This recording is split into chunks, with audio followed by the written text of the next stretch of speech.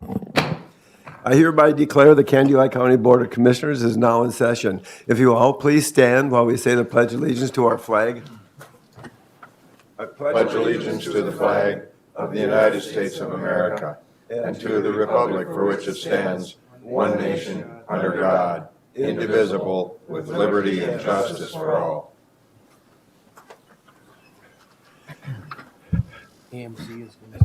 Good morning, everyone. We got several people in the audience, and good morning and welcome to those people who are live streaming the board meeting today, as well as watching it later on YouTube. This is July 19th, 2022, for the record, and thank you for your interest in Candyweight County government. Commissioners, our first agenda item is our consent agenda. This time we have 5 items on there instead of the usual 3 or 4. The minutes from the last meetings and the warrants and the claims, but we also have the human services warrants and claims as well. And the minutes from our Board of Equalization meeting on June 21st, 2022. Is there any questions about the minutes? I'll move that we adopt the consent agenda. A motion by Commissioner Nissen to adopt the consent agenda. Is there a second? Yes, Mr. Chair, I second it. Second by Commissioner Anderson. Any further comments or questions? Hearing none, I'll call for the vote. All in favor say aye. Aye. Opposed, same sign. Passed unanimously. Next up on our agenda, I'd like to call on Candyweight County Administrator, Mr. Kleindahl, and you have a resolution for us. Thank you, Mr. Chair, Commissioners. My name is Larry Klein. I'm the Candyweight County Administrator.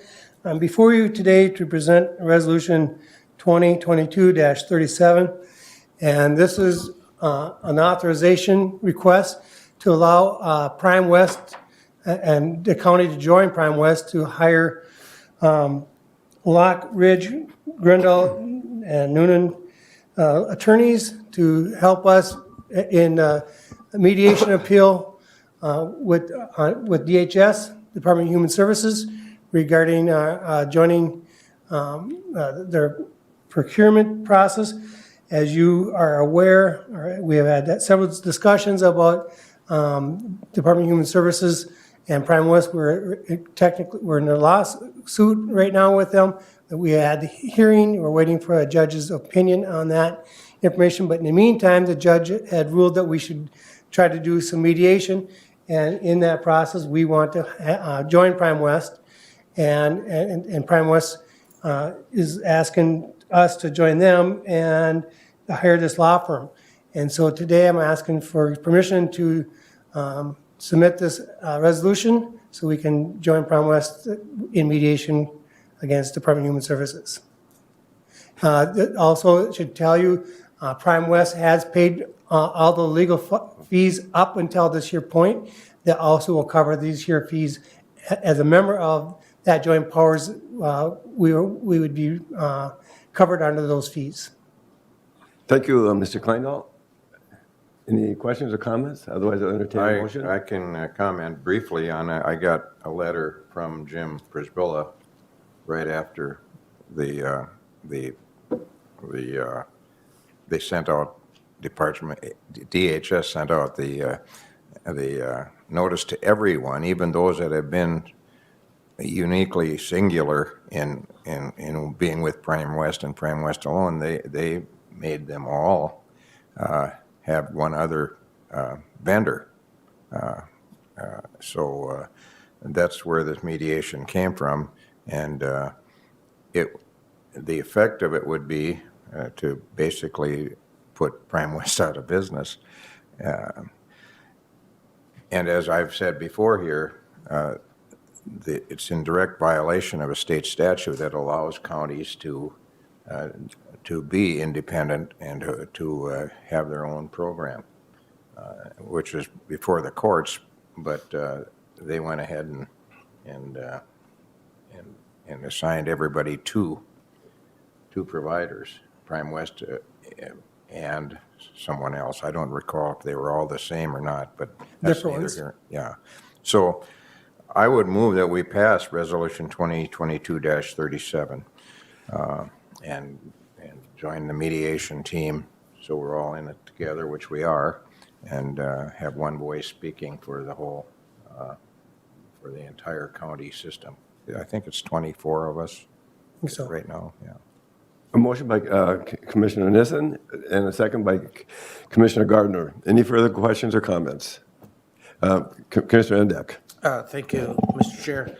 So, with Prime Rest hiring Lockwood Grindle, will they be working with the Association of Minnesota Counties on the mediation that has been asked for by the court, actually? So the Association of Minnesota Counties has been asked to name a mediation person.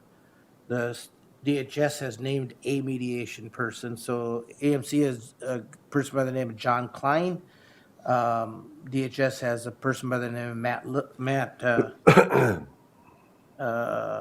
Anderson, who I think was a former DHS assistant commissioner. And then the two of them will agree on a third person for mediation. So what will the role of Lockwood Grindle be in that? Will they be to advise, lobby, whatever, our side of the they will be representing Prime West, in which we are a part of, and telling our story to the mediators, and making sure that those of us members are represented and get our case spelled out to the mediators, to the to mediators, these three that to those that- people. Okay, thank you. What, Mr. Chair, what I find kind of ironic, and the county attorney may understand this better than I do, but, this went before the courts already. We're waiting for the judge to hear, and yet we're going to mediation almost after the fact of a hearing. And so this is a little different. Oftentimes you have the mediation before the hearing, and if we can't mediate, then it goes to the courts. This process, it went to the courts. The judge has 90 days to make a decision, and now it's going to mediation, which is kind of ironic. I'd like to just add that the judge, as he made his decision and taken under advisement, I think he got, so many days, 90 days, I believe, and he's the one that said, well, during this time, I'm going to really hurry up, but why don't you start a mediation just in case you get something worked out?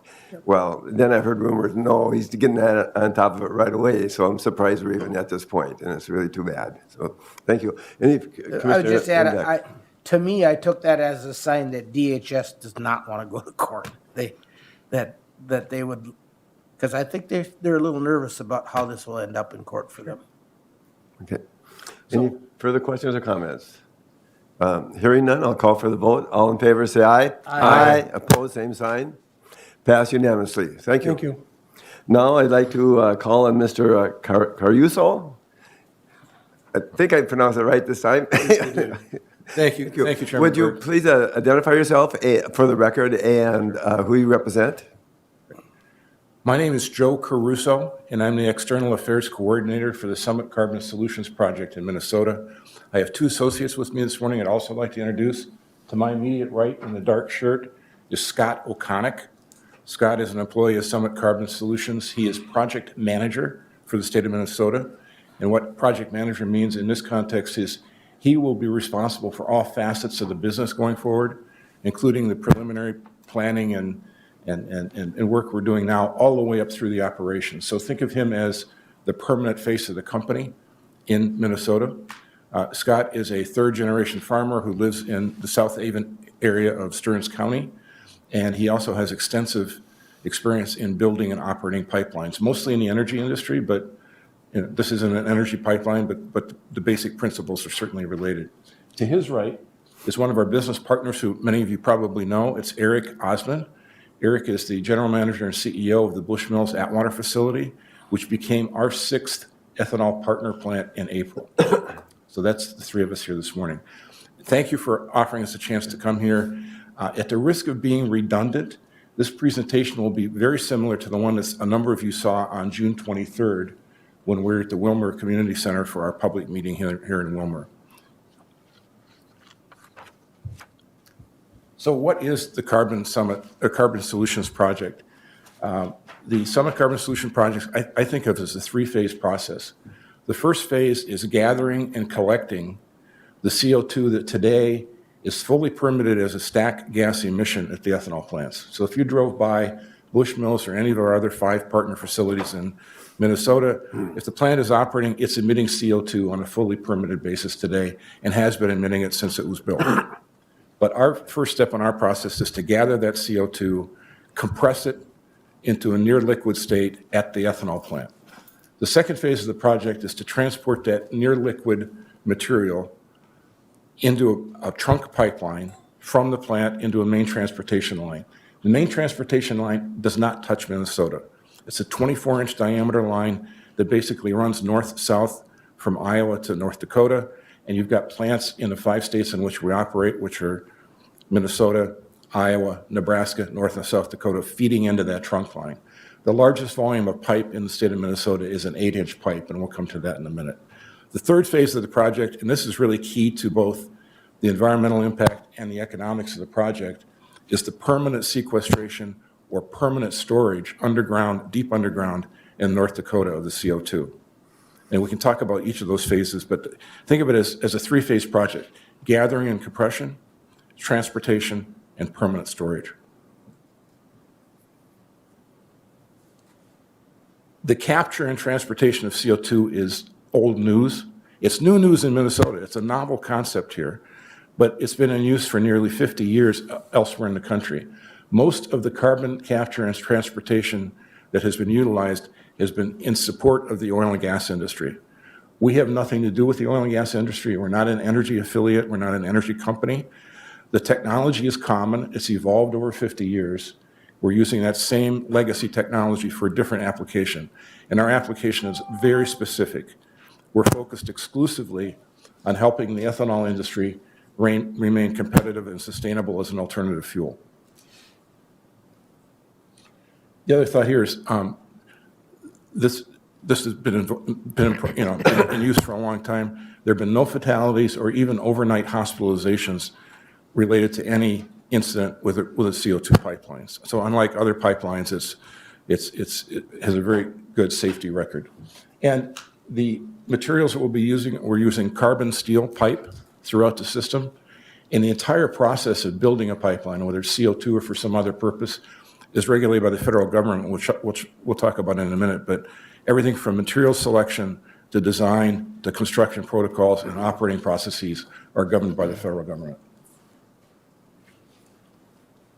We held a series of public open houses or public meetings in April and again in June. And we tried to consolidate the most common feedback, most common set of questions onto this page. And there were really 4 areas that were common to both sets of meetings. The first was the who and the why of the project. And again, the who here is our founding sponsor is a company called Summit Agriculture Group, based in Iowa. Summit Ag has been around for decades. It's a privately owned company. Its interests are in the ag industry. It's got interest in grains, both corn and beans.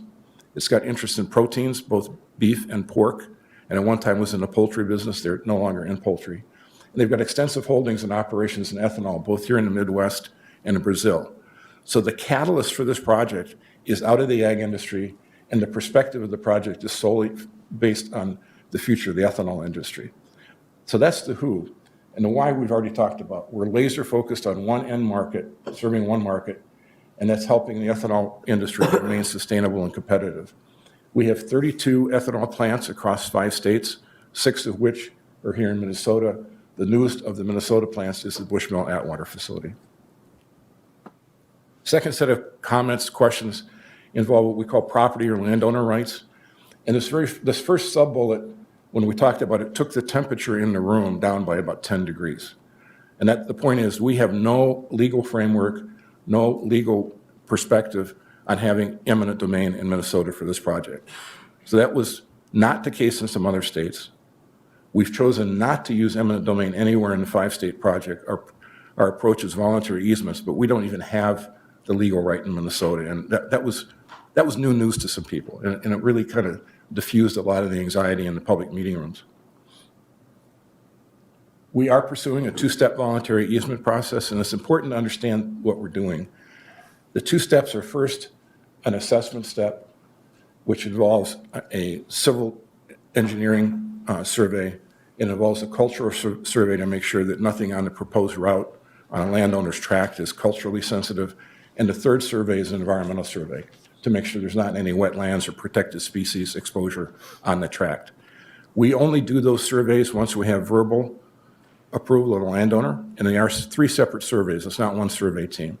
I will point out that on the cultural survey, many of those teams, and we've offered this across the 5-state region, have tribal monitors actually join the survey team.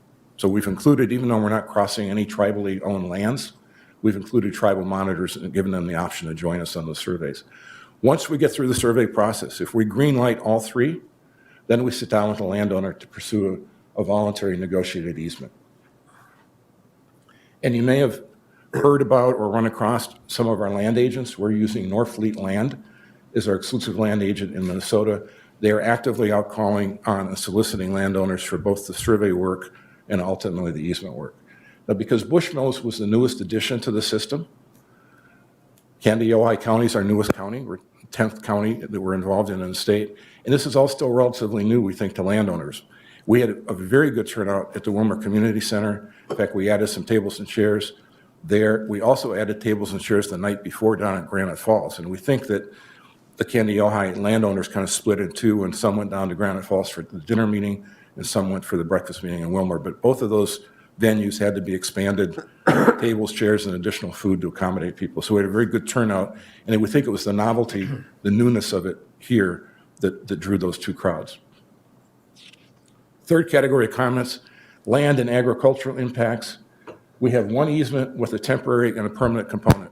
They're both 50 feet, so the permanent easement is 50 feet wide. The temporary easement, which is to accommodate construction, soil separation principally, is another 50 feet. Under our easement contracts, we're contractually obligated to both surface and subsurface restoration, including especially, and this was one of the universal comments, every person at every table, at every venue wanted to talk about drain tile. So we've retained Ellingson as our drain tile contractor. We had a senior Ellingson rep at every one of the public meetings, both in April and June. And I think if you think about the temperature coming down 10 degrees on eminent domain, it came down another 10 degrees when we got through drain tile. And we're very sensitive to the 2 drain tile systems, the public and the landowner drain tile systems. And we know we need to thread the needle on those systems. We are obligated to full repairs back to pre-construction condition for both sets of drain tile.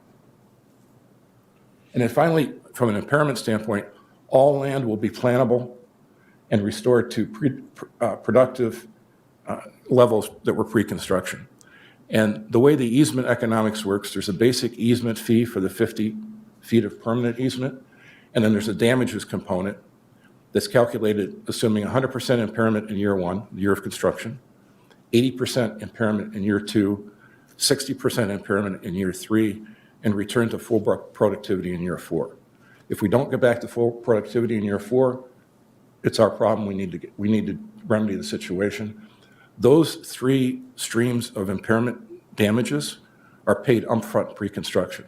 So the landowner doesn't have to wait till year 3 to get his or her year 3 impairment value. They get that paid upfront as a lump sum pre-construction.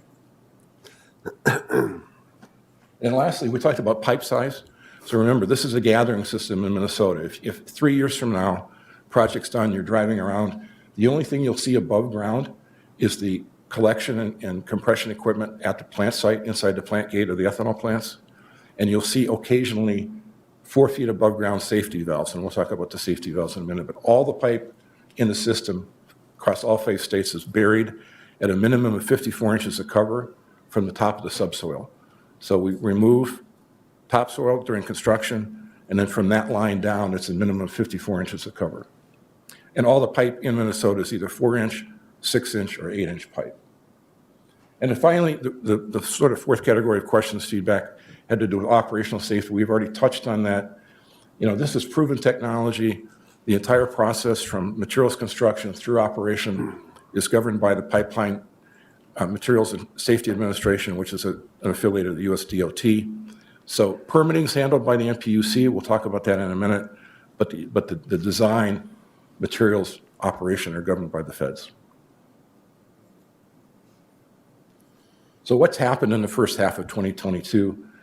We crossed over the $1 billion threshold for equity commitments from investors. Those include our founding sponsor, which we talked about, Summit Agriculture Group. It also includes John Deere, Tiger Infrastructure, which is a large multinational infrastructure fund who invested with Summit down in Brazil in their ethanol plants. So they've been partners before. Continental Resources, a group called TPG Rise Climate. TPG is an acronym for Texas Pacific Group. It's a very large asset management firm. Rise Climate speaks to a very specific initiative they have to invest in climate change-related investments.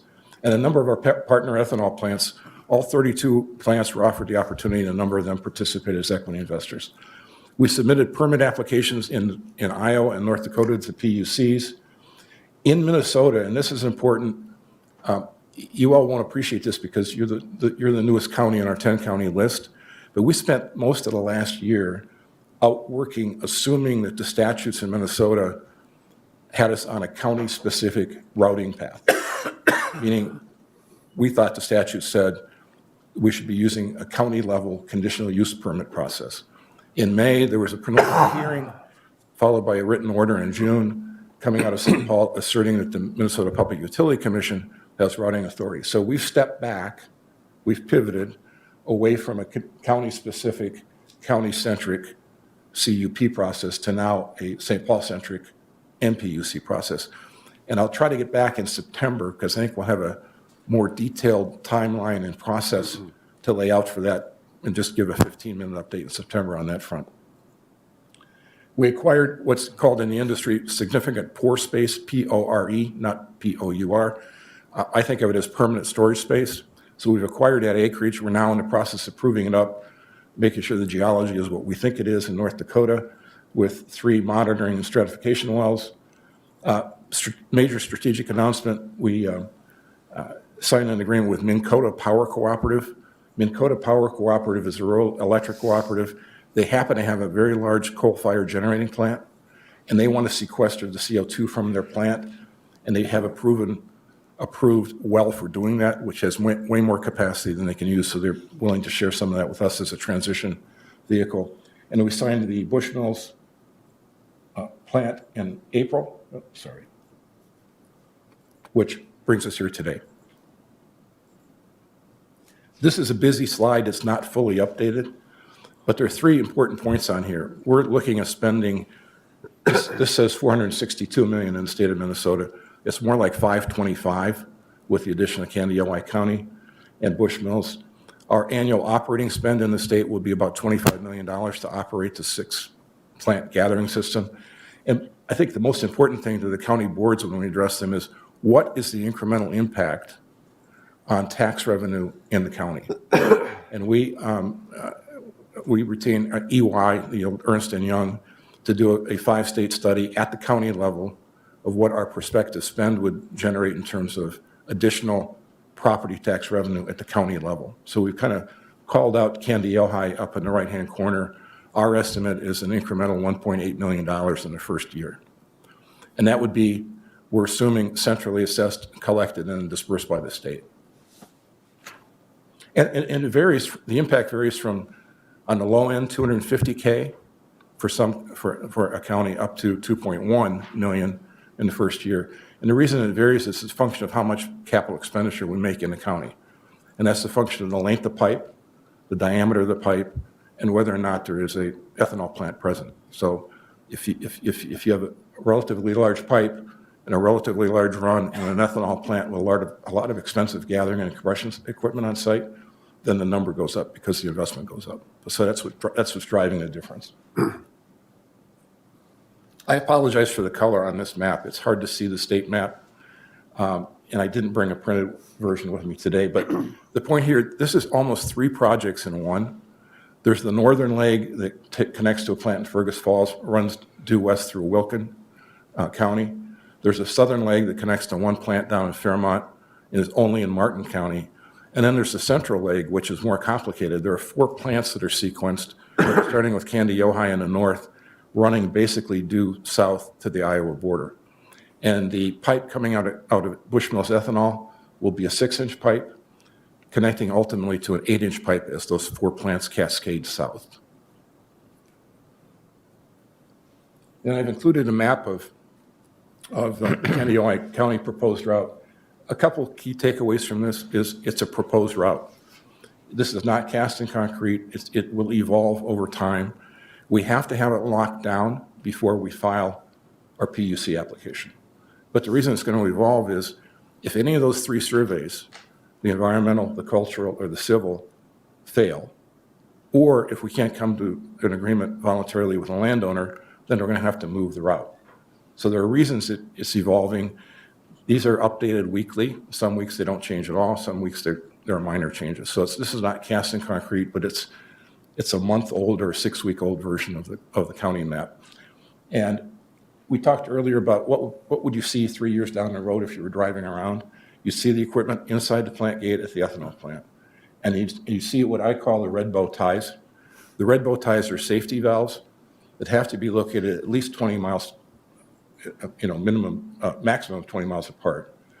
And in some cases, we've strategically located them closer than that. But that would be a safety valve you would see on a landowner's tract that we could shut down automatically from our control center. And those safety valves are monitored 24/7, 365.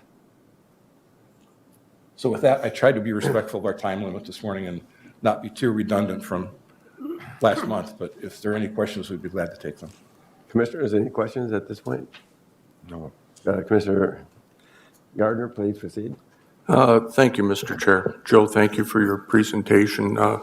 Could you just go back to the last slide, please, the map? Sure. I'll have a question about that at the end, but CO2, especially in high concentrations, is an asphyxiant, is it not? Yes, it is. Okay. And you asserted earlier in the presentation that it's got an impeccable safety record. It has, yes. And would the people of Sataria, Mississippi agree with that? Well, I'm not sure they would. But the point, even in the Mississippi accident, which was a terrible accident, it was almost a perfect conflagration of events. It was a large pipe, 24-inch diameter pipe, that failed. In fact, it was a guillotine failure. And the reason it failed is there was subsidence from heavy rains under the pipe, and it just broke. And there was very slow, and I think DOT would say inadequate response by the operator. And there was almost a 45-minute delay between the time the incident occurred, which was a catastrophic incident, and first responders were notified. So there were 3 levels. I don't think it was a design fault, but I think the operator has been fined something. There's a proposed fine of $4 million outstanding against the operator for some of the operational failures that they had. There were about 40 people who were admitted to the hospital for examination. As far as we know, none of them stayed overnight beyond the initial examination. There were certainly no fatalities, even animals, which, again, this was a catastrophic accident near a population center. And the number of hospitalizations we'll quibble here, but is closer to 50. I think People to this day still have lingering health effects from the exposure to the CO2. I don't know that for a fact, but It's pretty well established. In fact, the sheriff said the only thing that would have been more perfect would have been if it had been later at night. This happened at about 7:15 in the evening, and the wind had been blowing in a different direction. Then they would have had deaths. So it appears, just from a little bit of search, that there's widespread opposition to this pipeline from landowners, county governments, farmers, tribes, environmentalists across the entire region. And much of that, it appears to be, is your application to use public domain as a private company to take people's land for this. So I can only speak to Minnesota. I don't have a good working knowledge of the other 4 states. But we have been welcomed by all 9 county boards repeatedly to hear what we had to say, and we've been a lot of questions which we've respectfully answered. I haven't had a county commissioner say anything in opposition to the project, to me personally. We do have a big effort going on with tribal relationships across the 5-state region. And in Minnesota, I think I skipped the bullet point, but there's a bullet point in here. This is now a month old. We were at 75% of landowner survey access, meaning they had given 75% verbal approval to do the first step, the survey work. I think that's over 85% now in Minnesota. I can't speak to the other 4 states. But in Minnesota, it's upwards of 85% who've granted us the survey access to do the 3 surveys, the cultural, the civil, and the environmental. And a question for you, what is enhanced oil recovery and how is pressurized CO2 used in that? Okay, so historically, it's been used in enhanced oil recovery either as fracking or as conventional enhanced oil recovery. We are, for the economics for this to work, we have to permanently store the CO2 underground. We could get paid for other applications. There are people who are making dry ice with CO2. There are people who are using CO2 for food and beverage carbonation. You could use CO2 for enhanced oil recovery, and a lot of it historically, we talked about the 5,000 miles of existing pipeline, has been used for EOR. But this project, if we did that, the economics would decrease dramatically because we can't maximize what are called the 45Q tax credits. And if we don't service our ethanol plant partners, they can't achieve status of low carbon fuel, which is a big part of the economics and a big part of keeping them competitive and sustainable. So there might be people out there who want to use CO2 for EOR, and it has been used historically. That doesn't work for this project, given that what our focus is. But if an energy company made it worth your while to do so, you'd have to at least consider it.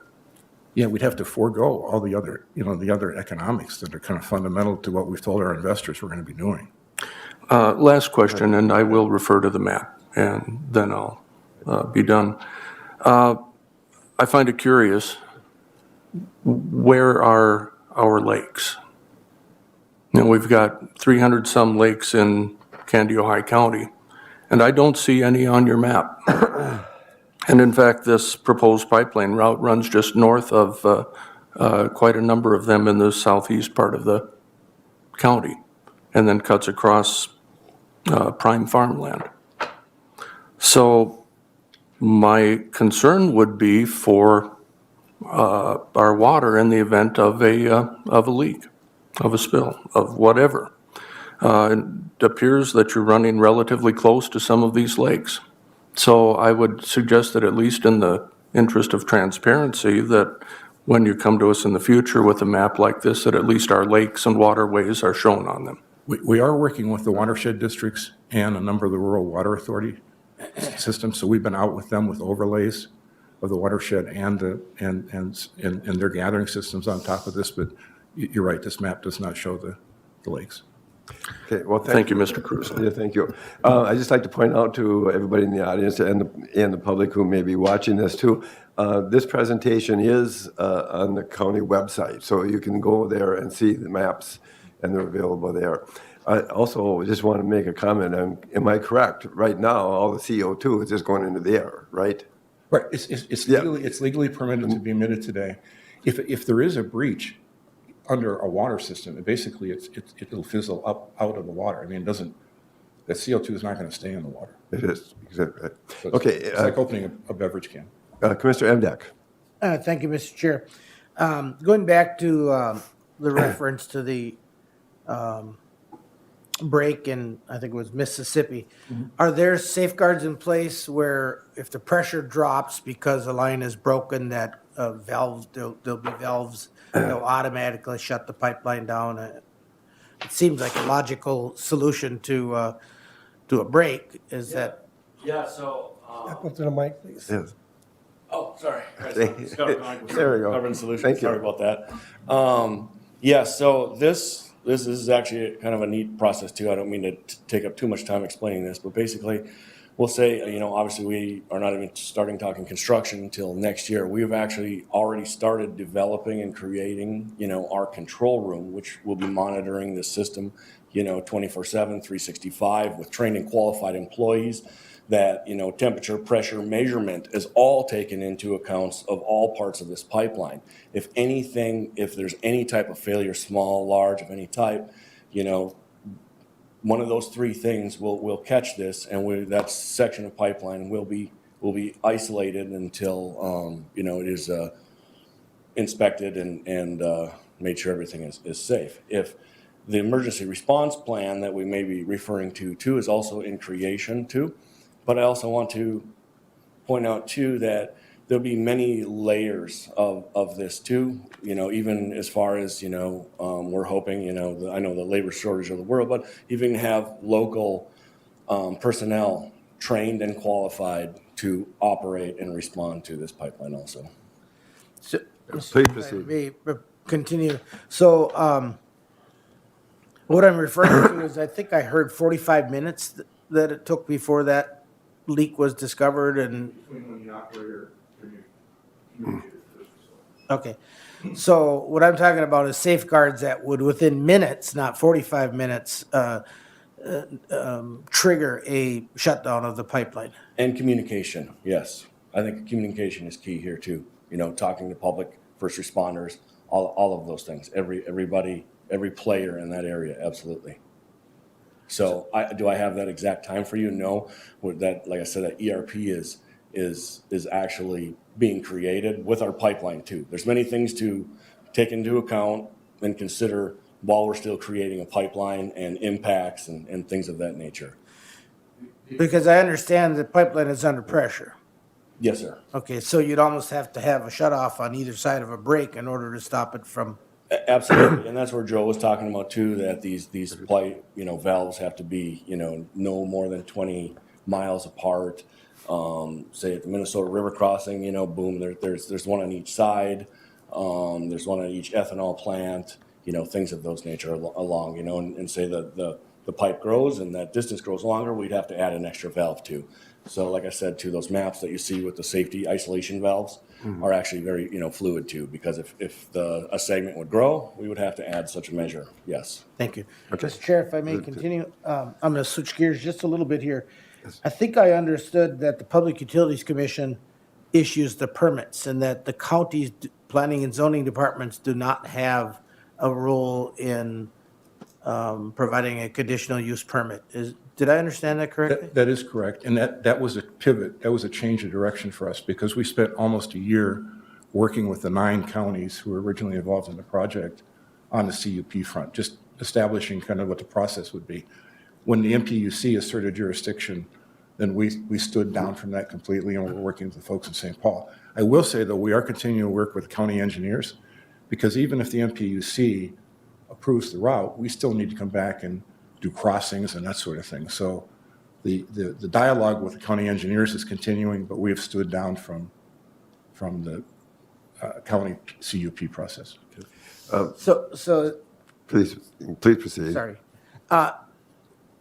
So was that a choice of the counties to abdicate that authority to the PUC, or did the PUC assert its authority over county conditional use processes? I'm not an attorney, but my understanding is it's more like the second than the first. The CUP Yeah. No. or PUC? The PUC asserted jurisdiction. Because it seems like The statutes are unclear, frankly. okay. Because it seems to, and I don't think it would be fair to County Attorney Baker to have that answer at the tip of his tongue without some research, but it seems like the local people, authorities, we'll call them the counties, understand the environment better than the PUC understands the environment in southwest Candyweight County or southeast Chippewa County, and that the conditional use planning and zoning should have some working knowledge and awareness of what the PUC is doing and have some attempt at grievances. Well, it's hard for us to express a point of view. Right. What I can say is we're indifferent as to what track we go down, and we're prepared to do whatever work we need to go down a track, as long as there is clarity and certainty, and whatever the decision is withstands scrutiny down the road. So right now we're assuming we're on the St. Paul track. Okay. All right. Well, thank you. Thank you. And one more comment from Commissioner Anderson, or question rather, or comment. I think mine is fairly quick.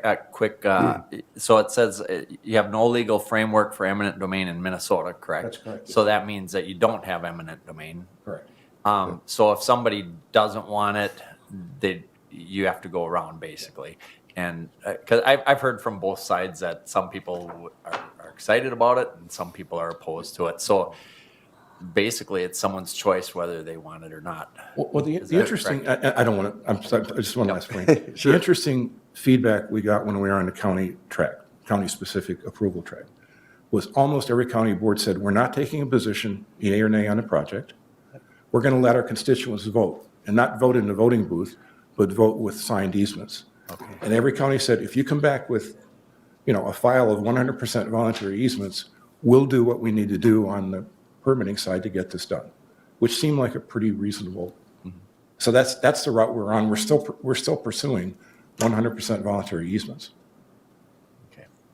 Thank you. Thank you all very much. Sorry. Well, thank you very much. The board appreciates your update on this and what's happening in the Candyweight County, and looking forward, you're saying you're coming back maybe in September to update us some more. And we appreciate that. We like to ask questions, as you can tell, and I think it's important that the public knows that, and this helps people understand what's taking place and what's happening. So thank you very much for coming here. And we'll come back with better maps. With better maps, all right, fantastic, okay, and have a good day. Thank you. Now I'd like to call on Candyweight County Public Works Director, Mr. Mel Odens.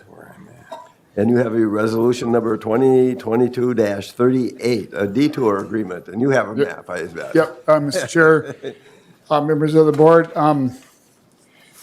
Going back to the previous topic, we did have a meeting last week down in Redwood Falls on the Summit Carbon, and what our plan would be as engineering group is to do a basic agreement. Okay. Like a basic franchise agreement, and then it would address all the right-of-way permits, because they are not a public utility.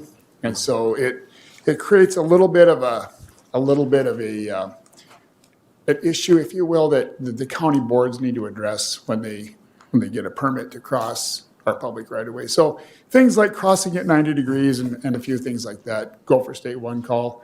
But I just wanted to let the county board know that we are addressing it, the 10 counties in Minnesota uniformly. Okay, So- okay, thank you. That's another piece of information that was important Yep. to know. All right, Mr. Chair, what we've got is MnDOT's doing a piece of 212 south of us, south of Candyweight County. I don't know if you want to show this on the board, Larry. I didn't. Sure. I didn't prep you on that. But anyway, so they want to use a piece of our Highway 7 south of Princeburg. So what they would do is they would take 7 and then you would go east. We didn't. 7 is their highway, so it doesn't need to be shown as a detour. But they would use a piece of our County Road 7 from May of next year through November of next year is what they've reserved it for. We had our staff review the route. We don't see any issues. The estimated amount of reimbursement we would get for using our road would be $17,272.20. So after our review, it's our recommendation by staff to authorize the administrator and the chair to sign both the agreement and resolution on behalf of the county. Any questions, comments? Yeah, just Commissioner Nelson. how do you arrive at that number? Well, The 20 cents especially is. Yeah, so there's a maintenance number, which is considered the gas tax method, where they estimate the additional vehicles of what it's going to, reduce the road. And then there's a road life consumption method, where they also take the same number of vehicles, and anytime, every road's, it's got a finite life. So every time you have more traffic, it decreases the life, if you will, until you get to here. So they're accelerating that a little bit. So there's a road consumption. So there's a maintenance side and a road consumption side. Would there be say there's an extraordinary event that causes damage to the road beyond what you're predicting? Is there something in the agreement? There is, Okay. yes, there isn't. It allows you to negotiate that issue, and this agreement got a maximum amount of $50,000 for that. And I would hope if that starts to happen, we would quit using the road because we wouldn't want to further degrade the road. So we've had good luck, good partners. Yeah. So Okay, I would entertain a motion at this point if anybody would wish to make it. I'll make that motion that we adopt resolution 2022-38. Motion by Commissioner Anderson. Is there a second? I'll second. Second by Commissioner Gardner. Any further questions or comments? Commissioner Andek. Just to say, Commissioner Nissen, they put some numbers in a spreadsheet formula and it spits out the answer. All right, thank you. It's magic. Any further questions or comments? We got a motion and a second. Hearing no more discussion, I'll call for the vote. All in favor, say aye. Aye. Opposed, same sign. Pass unanimously. I can sign that now. And this might be a good time to take a 7-minute break.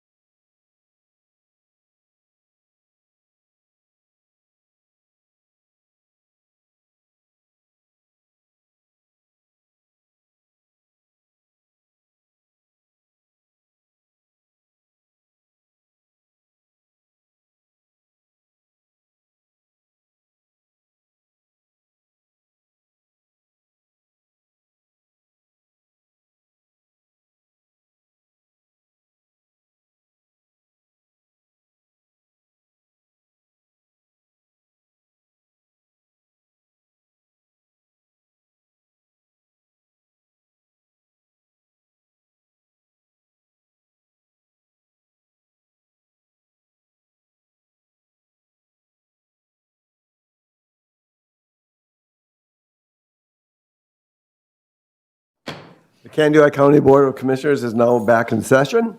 At this time, I'd like to call on Mr. Gary Gear, Candyweight County Environmental Service Director. And Gary, I understand that it looks like you have 3 agenda items for us. Please proceed. All right, thank you, Mr. Chairman, I do. And the first one is the landfill 2021 construction project final payment. And if you remember, that was Phase 8A cell construction for the MSW increased expansion. And the final total itemized contract price is $1,414,667.19. And in accordance with the construction contract, this final payment is in the amount of $79,073.83. And that is what I would be requesting that the board approve the final payment amount of. At this point, Commissioners, I'd entertain a motion. I think we So want moved, a motion by Commissioner Endek and a second by I'll second it. Commissioner Anderson. Okay. Any further questions or comments? We want to be known, we do pay our bills. Okay. bet. Call for the vote. All in favor, say aye. Aye. Opposed, same sign. Pass unanimously. Thank you. Please proceed. All right, and now this next agenda Yes. item is a nuisance abatement hearing for Kyle Carlson property, just off of County Road 8, south of Green Lake.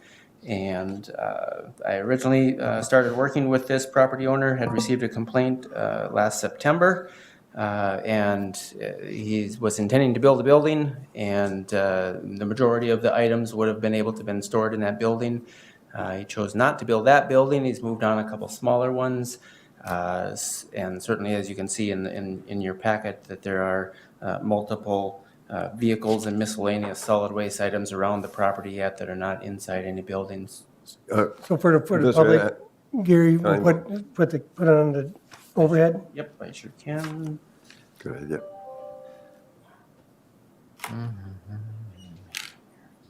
It's coming. Make it worth quite a bit, right?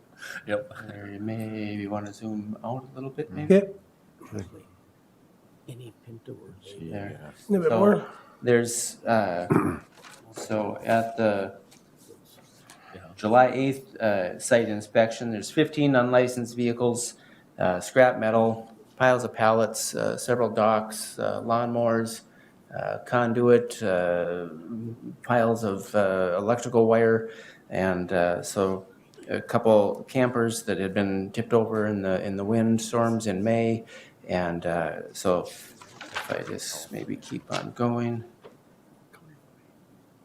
And several tractors as well. Campers. And the majority of the items, I actually had begun, if I turn back to my first page, working with this property owner in April of 2020 on another property that he has east of Green Lake. And I was able to gain compliance there because he was removing them, but here's where they landed. And so then after a period of time, then complaints came back in on this property as well. So as requested in the agenda item report, staff would be recommending the county abate all nuisances, and I put in there by August 19th, and all abatement costs incurred be assessed to the property owner. So I am still speaking with the property owner, and he says he's still trying to, and we'll get some of the items removed. So I wanted to recommend giving a little bit more time to try and accomplish that before we went in and abated that nuisance. So, one question, would you explain a little bit more then if the board does approve this? What happens after that? What happens after that is I would then schedule a time with the county highway department to go there and abate the nuisances. They would, I would be there as well, and they would come with dump trucks and backhoe, and or some of them I would have to hire them to be towed off-site. The vehicles would go to a junkyard. Okay, thank you. At this point, I'd entertain a motion to abate Kyle Carlson property. So move, Mr. Chair. A motion by Commissioner Emdek. The chair will second that motion. Any further questions or comments or discussion? I just noticed the Commissioner wording Nissen? here is a hearing. Did we have, it says nuisance abatement hearing. I don't suppose Mr. Carlson is here to speak for himself, but He is not, and by phone, I believe it was his intent to not be here. okay. I just wanted to verify that. Good question. Yes. Commissioner Gardner? Thank you, Mr. Chair. Gary, it seems self-evident from the pictures, but just for the public, why are we considering this a nuisance? Stockpiled solid waste is identified in our county nuisance ordinance as a nuisance, as well as more than 3 unlicensed vehicles or recreational vehicles. It's in an agricultural zone. In a residential zone, for example, there's no unlicensed vehicles allowed by our ordinance. In an agricultural zone, 3 are allowed. So it's over in the number of unlicensed vehicles, as well as the solid waste materials that are no longer either operable or just simply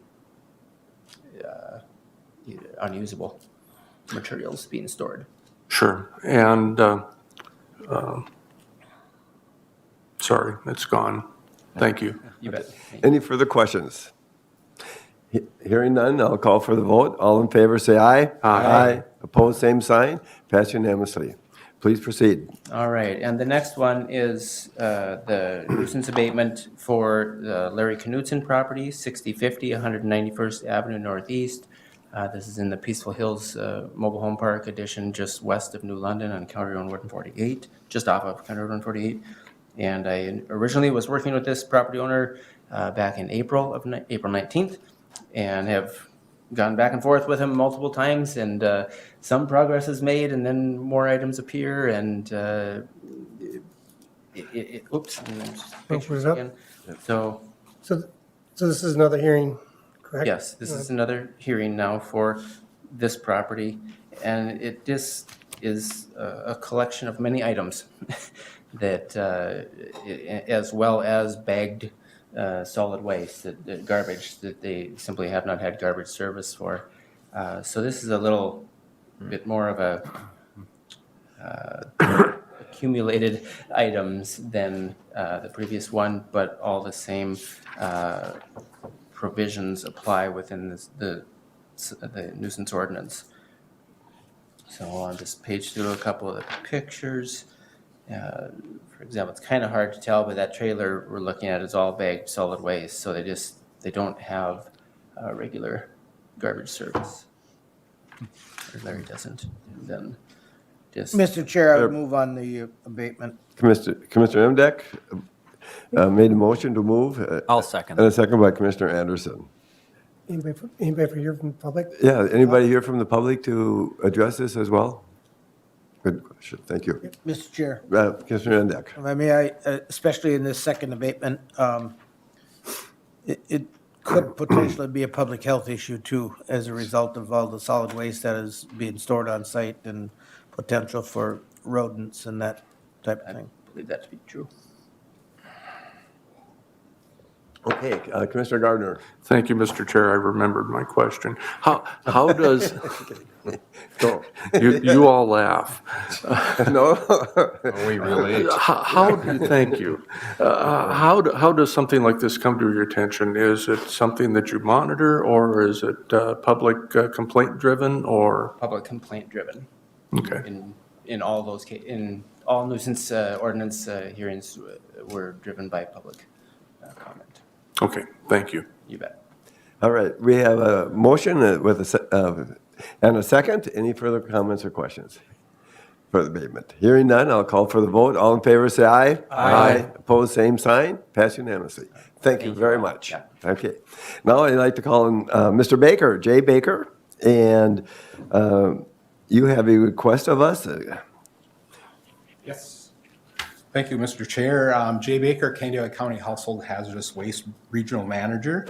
And I'm here requesting rate increases for our co-sponsoring counties for the hazardous waste that they bring to our facility. Basically, what's happened is, Can you put that up maybe? I'll refer in particular to the flammable liquid category here. You see it's going up from 90 cents to $2.90. The main reason is that the disposal fee has increased from $49 to $58, but What's really increased is the drum charge. I gotta buy drums to dispose of that. The drums are now $97 each. So basically what I do is I take the $97 divided by the 55-gallon limit in the drum, and that's how I come up with the fee. And the others are basically the same thing that, just like everything else, it's, the disposal fees have gone up. Okay. It looks like there has not been an increase for a decade. It's been a long time, yes. And it looks like a big is some It is, aspects, but yeah. on the other hand, And basically how it works is I am supposed to charge our cost to the Okay. participating counties. They do pay us a yearly fee to take care of this and to do all the reporting for them and that type of thing. Kind of set up by the MPCA, and that's basically how the program works. Commissioner Gardner, did you? Thank you, Mr. Chair. So do you foresee any issues with counties deciding not to participate? Yeah, I've already talked to them and let them know that They're pretty aware. the increase. Yeah, they're not worried about it. Yeah. And something that I wasn't aware of, if somebody has an old can of gas, they can bring it to you and you can Yes. safely dispose of it? Yes. Yep. Thank you. Good point. Thank you. Any further questions? At this point, I'd entertain a motion. No, so move. A motion by Commissioner Gardner, a second by Commissioner Nissen. Any further conversations? Hearing none, I'll call for the vote. All in favor, say aye. Aye. Opposed, same sign. Pass unanimously. Thank you for bringing this forward, and have a good day, Jay. Good seeing you again. At this point, I'd like to call on Mr. Corey Smith, and you have a resolution number 2022-39. Good to see you again. You as well. Hey, Corey. Good morning, Mr. Chair, members of the board. Corey Smith, the director out at Glacial Lakes.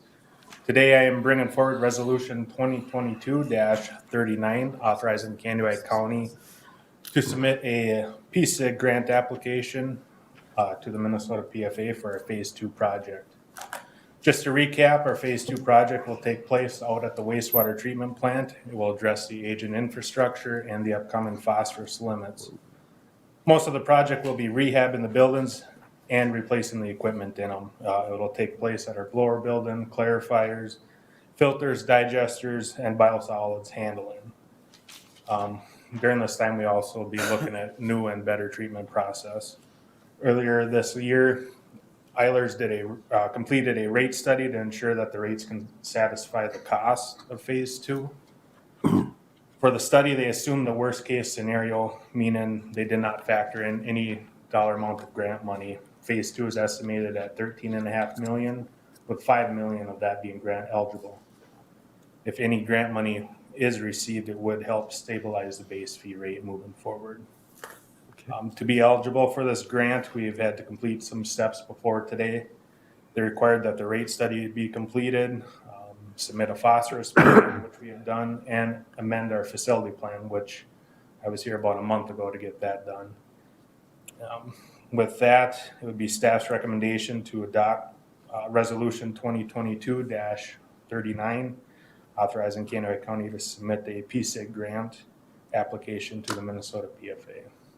The chair asks for Mr. Chair. a motion was made by Commissioner Imdek to approve, and a second by Commissioner Nissen. Any further questions, discussion, comments from any of the commissioners? Anything else you add? Nope. Hearing none, I'll call for the vote. All in favor, say aye. Aye. Opposed, same sign. Pass unanimously. Thank you. Now I'd like to call on Mr. Mel Odens again, Candyweight County Public Works Director, and you have another resolution for us. Please proceed. Mr. Chair, members of the board, I've got the first thing I'm going to be filling in for Lauren Engelby, who is not able to make it today. It's the Noxus Weed Appeals Committee. We've done this for 25 years in a row, and 25 years in a row, we've never had to meet. So what it really is it's an appeal process for citizens' appeal for either city, county, or township. If somebody has a noxious weed and they want to appeal the decision by one of those boards, this entity right here is the final appeals board, and so we need to establish it.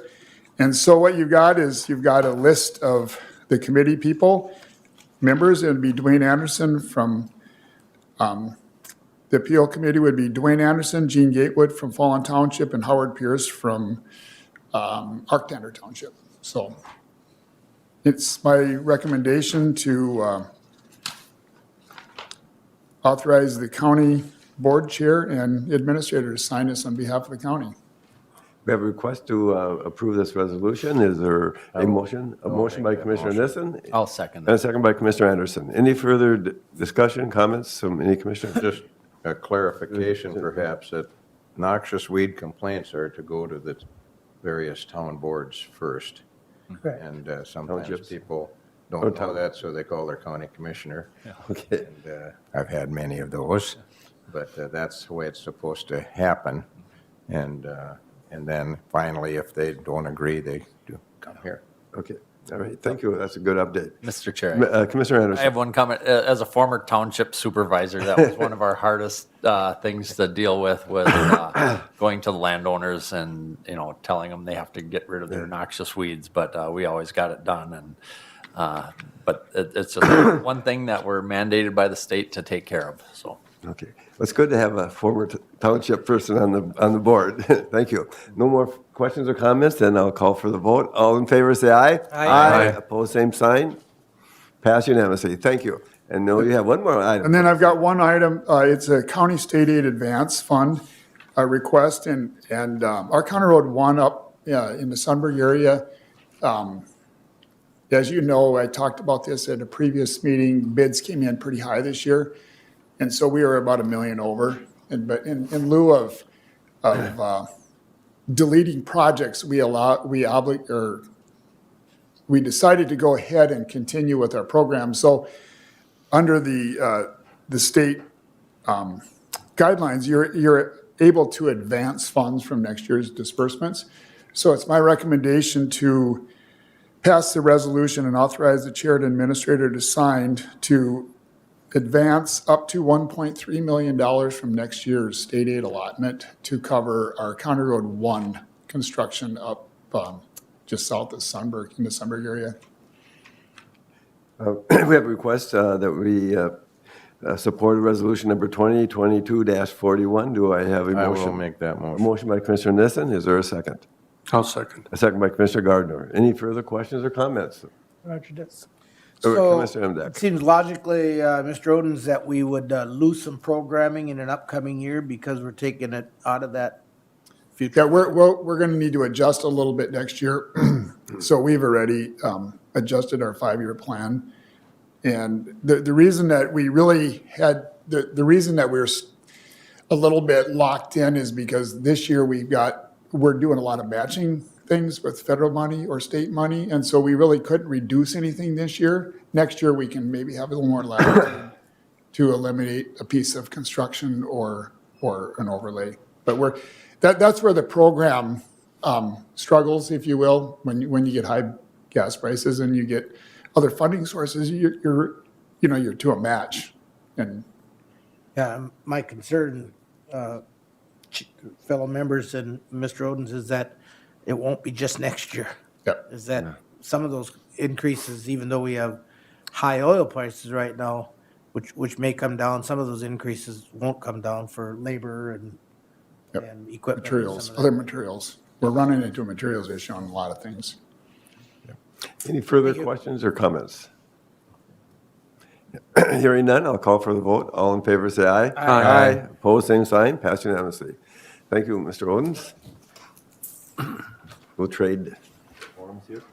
At this point, I would like to call on Mr. Eric Van Dyken, Candyweight County Zoning Administrator.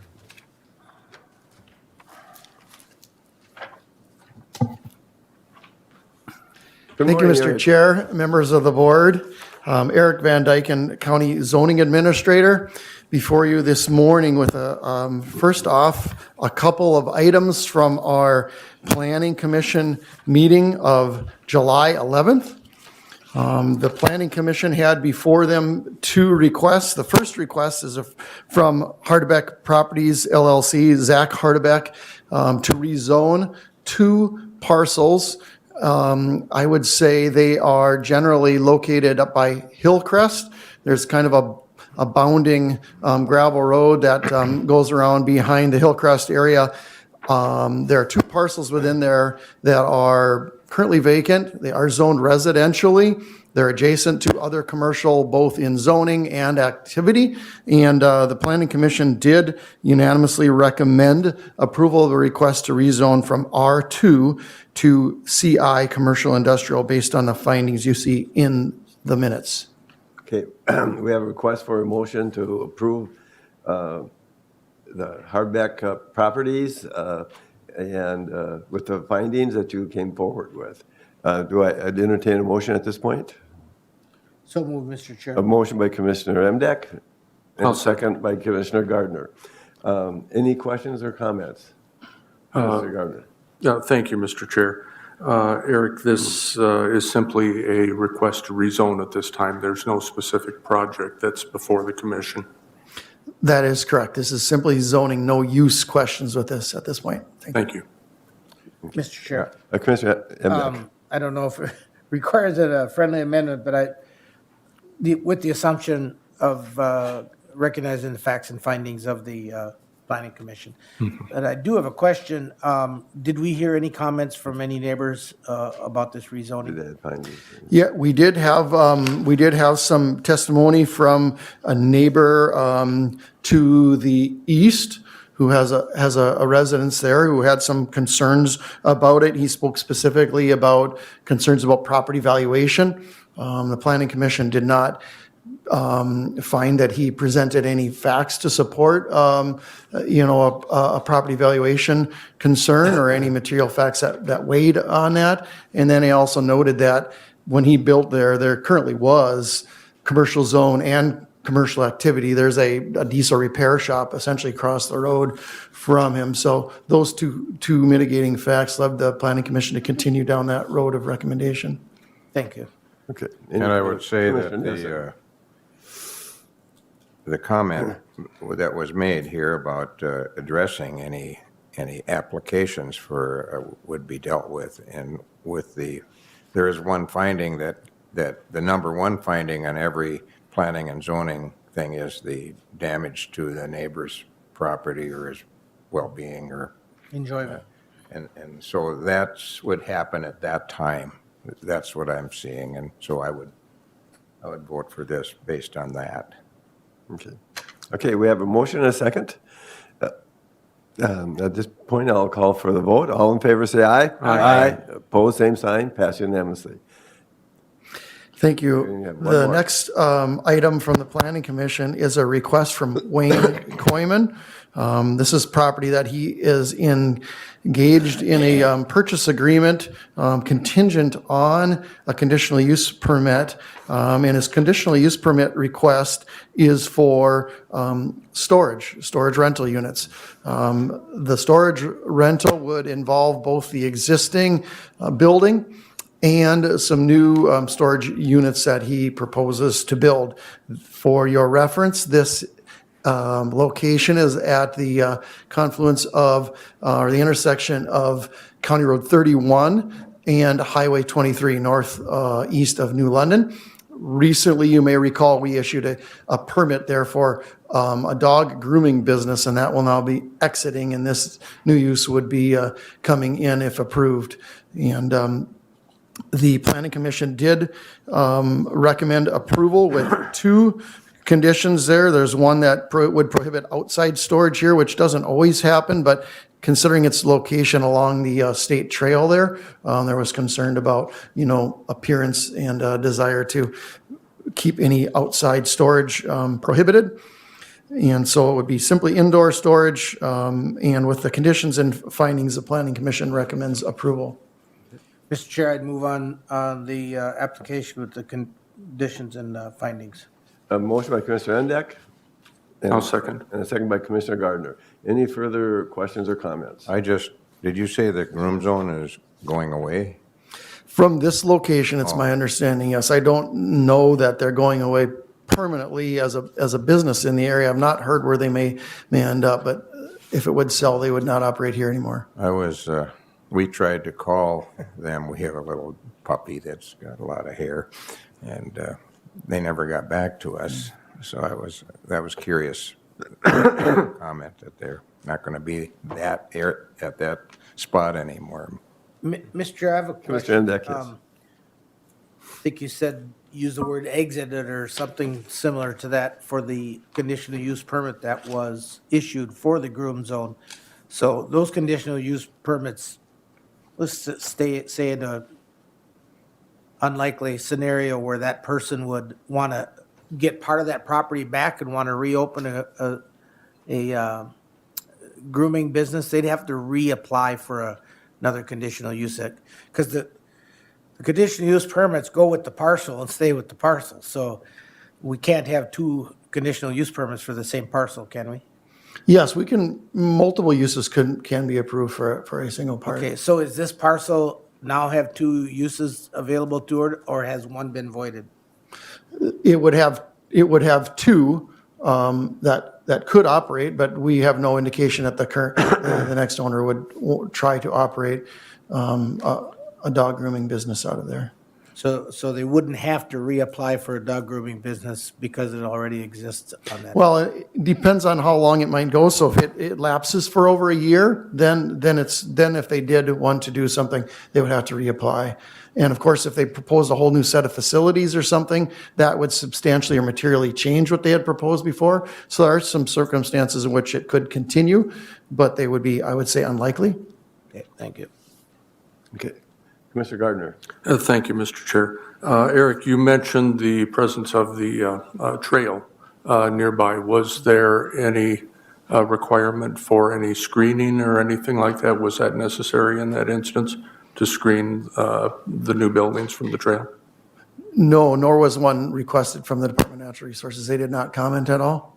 Okay, thank you. Thank you. I did have one question. One of the conditions was no outside storage, and yet they were going to be storing boats and campers. Are they going to be inside or outside? Yes, they hope to build units, some of the units, perhaps half of them, large enough to store those, and that would be indoors entirely, yes. Okay. Any further questions? Commissioner Gardner. Thank you, Mr. Chair. And again, the motion, I assume, was to include the findings of fact. Yes, it was. Okay, thank you. Any other questions or comments? Hearing none, I'll call for the vote. All in favor, say aye. Aye. Aye. Pose same sign. Pass unanimously. Thank you. And will you please proceed? Thank you, Mr. Chair. And someone I know has made a request that we give a little update on the Central Minnesota River Watershed Partnership. It's a watershed planning process that you may recall morphed from the Hawk Creek Middle Minnesota One Watershed, One Plan process, which is quite a mouthful. And now it's a different mouthful. As we have transitioned from the planning phase and working our way into implementation, you may recall that a joint powers agreement was adopted and a joint powers board established. Commissioner Berg sits on that joint powers board.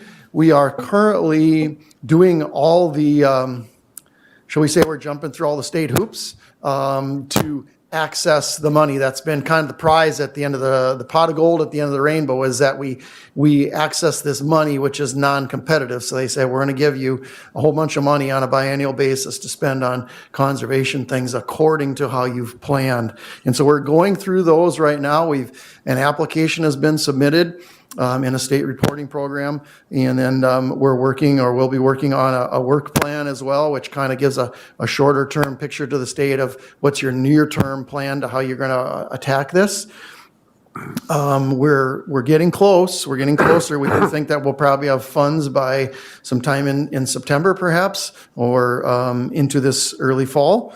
That's the goal. And then, of course, we can look forward to seeing that money begin to be put on the ground in projects. I wanted to highlight a couple things financially for you, so that if you hear numbers being thrown around or wonder a little bit on the financial impacts, we've covered some of this before, but some of this is maybe a little new to you. Recently, the county was invoiced for $1,500, and that $1,500 covers the cost of MCIT insurance that we're in the process of securing right now, and also for financial auditing, which the joint powers agreement says we'll do on an annual basis, and those costs are split up between the partner organizations. Then there are two 10% numbers that may be of interest to you. The first 10% number is that the state requires local match, or requires a match of 10% of these, of the overall funds. So since the biennial funds are 900 and some $1,000, there's about $90,000 that's match. Now, this match is not incumbent upon the county to fill, but the county commits to it as part of the overall picture, but that commitment is typically met by landowners as we're doing these projects. So if we have a project that's 90% cost shared, the landowner typically is making that other 10% up. And so in that, we end up meeting that, but you should know, or it's good for you to know, that there is some match on that. Then there's another 10% number. The way the state gives this money to the joint powers is called 50-40-10. What that means is they upfront pay 50% of the money right away. They give it to you, put it in your bank account, and you start to spend it. Then when you've spent all that, you do a little reporting, and they say, good job, we think you're doing wonderful. You can be trusted with another 40%, and then they deposit that money, and we go and spend that. Then it gets to the last 10%, and they say, we'd like you to spend that money first, and then we're going to give it to you when we've done some final reporting. So there's this little gap in there. It's reimbursable. It's not been fully decided at the joint powers yet how that money will be covered and then reimbursed, but just do know that no matter how it's covered, it is going to be reimbursed. So it's possible there'll be a little ask some point down the road. We don't know that. In some other jurisdictions, a local soil and water has temporarily covered that because they were capable of doing that out of their budget until it's reimbursed. So just be aware that that's out there. It may be brought back at some point to discuss. But so those are a couple financial pictures that you may want to just have in your mind. So we're excited. There's a good partnership going forward here. As we've said before, Hawk Creek Watershed Project has been contracted to do the day-to-day of this, to manage it, to organize our meetings, to do some of the fiscal duties around it. So we're keeping on pushing forward. So. I would like to mention that Mr. Eric Van Dyken is on the steering committee, and this whole program kind of started out with some hiccups. It's always hard to get everybody together, but they've done an excellent job putting the things together, and it's working well. And thanks to you for a lot of that. Also, I believe that Candyweight County Soil and Water was going to be the fiscal host, or with the grant dollars, the money. Didn't we decide on that? No, I don't believe so. Okay. What did Brandon say? He made some motion along that line, I thought. Nope. Okay. Ignore it. Okay. That's why I asked you to give the presentation. Thank you. All right. Any questions of Mr. Van Dyken? No, hearing none. Well, thank you for coming forward. I appreciate it very much. Thank you for your time. Have a good day. All right. Thank you. At this point, the chair will suggest that we have a 4.5-minute break. You're optimistic. Yeah, okay. 4.5 minutes.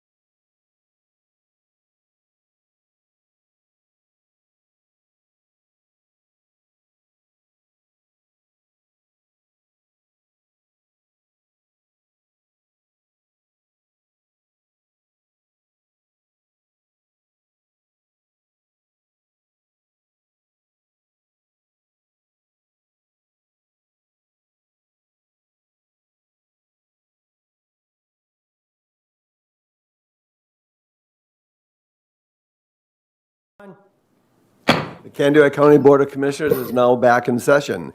At this time, I'd like to call on Ms. Donna Bauer, David Drown Associates, Human Resources. Did I get that correct?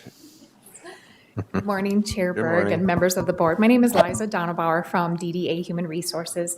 Happy to be here with you today as we move forward in reviewing and approving advertising materials.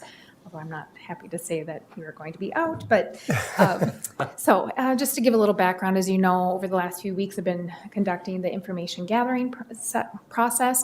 I had the pleasure of meeting with each of you individually, and I got to meet with members of our leadership team as well. And it really allowed me to get to know what upcoming projects and priorities and goals you have, what desired attributes you have for your next administrator, which I heard a lot of, let's just have a duplicate of our current administrator.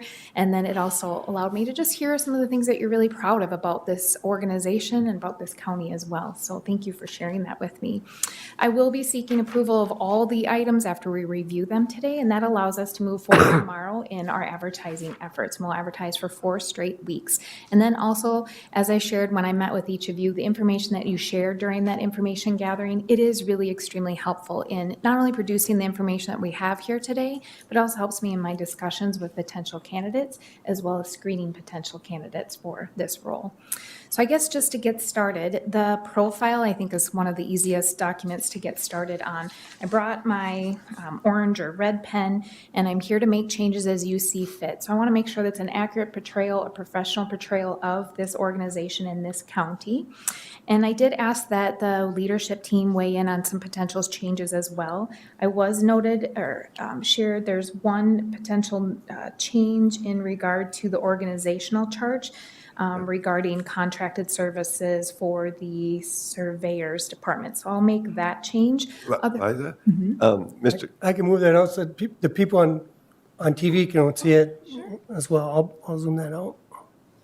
Yes. Got fancy stuff for you. I love it. So I'll simply note that the surveyor's office is a contracted services. Sure. And I'll make that change. But At this time, too, I'd just like to interrupt one more time, just for the audience that may be watching this. This information is online right now. You could access and follow along there as well. Okay, Yep. please proceed. so what changes would you like to make to this document? Commissioner Gardner. Thank you, Mr. Chair. Liza, thank you for bringing this before us today. I indicated to you during the break a couple of items. One is that I'm just wondering in the current market if we shouldn't have some stretch of that upper salary range in order to perhaps maybe attract some other more interest in this, maybe in about a 5% stretch or something like that. Yeah. You know, that's a suggestion that I would have. And the other item is, and you brought it up in your cover letter, whoops, wrong page. The job description where you indicate that we aren't specifically listing a master's and additional experience in this. I'm just wondering if for the public, more than anything else, not necessarily even for the applicants, if we say something like we have a preference for somebody with a bachelor's in these particular fields and 8 years experience, I think you said, or a master's and X number of years, or a combination thereof. And I'm just wondering if my colleagues would be open to a small clarification like that. I think this is going to be part of your presentation. You want to go there now then, or? Sure, it is part of, I can even open it to that page so members of our public can see what we are. Otherwise, we could just continue on and then we'll address that and appreciate your points. Thank you. So we'll talk about the bachelor's degree and master's degree. Currently, the minimum qualifications according to the job description is a bachelor's degree in public administration or related field. So that leaves some openness there, as well as 8 years of related experience or an equivalent combination of education and experience. I noted that for this high level position, I did not see a master's degree. Not that that will affect your quality of candidates, it truly will not. You typically see at this level that there's work toward a master's degree or a significant amount of experience within the field in addition to the bachelor's degree. So I do not feel that it'll affect the candidate pool, as I mentioned. However, if you feel that it's important to make note of having a master's degree with some years of educate or experience, I can certainly add that. Yeah, I'd like to suggest that each commissioner kind of quickly have an opportunity to either comment that this looks appropriate, or I'm wondering about this or that. You want to add any more, Commissioner Gardner, and we'll just kind of go? Those are the two items that were most that I thought we should maybe clarify just a little bit. Okay, Commissioner Nissen? Well, she already fixed one thing that I had. Okay. Great Recession, I shuddered at that word. She meant the Great Resignation, I believe, which, as we all know, is going to be taking place. As far as education requirements, it says minimum, it doesn't say any maximum. Obviously, I think when we get if we get a good candidate that's got a lot of experience, that would be, we wouldn't want to exclude that person because he didn't have a master's. Years of experience often count a lot more than the classroom education. And I don't know what the history is. Larry, do you have a master's degree? No, I do not. Yeah, and how about Wayne before you? He did. He did, yeah. So I think it will give you some better candidates, possibly, but I think experience also counts a lot. Thank you.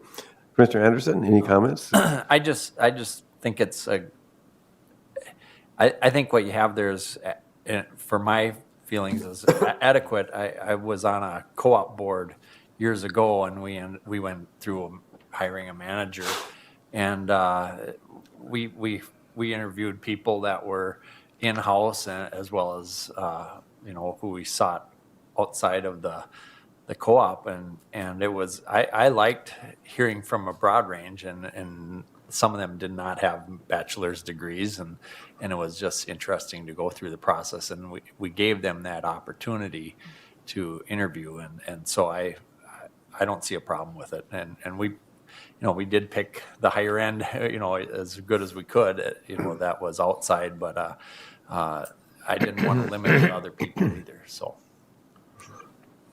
Commissioner Emdek. Yes, thanks, Mr. Chair. I would concur with what the others have said, is that I wouldn't make it a requirement. However, a lot of people would say today's master's degree was 20 years ago's bachelor's degree.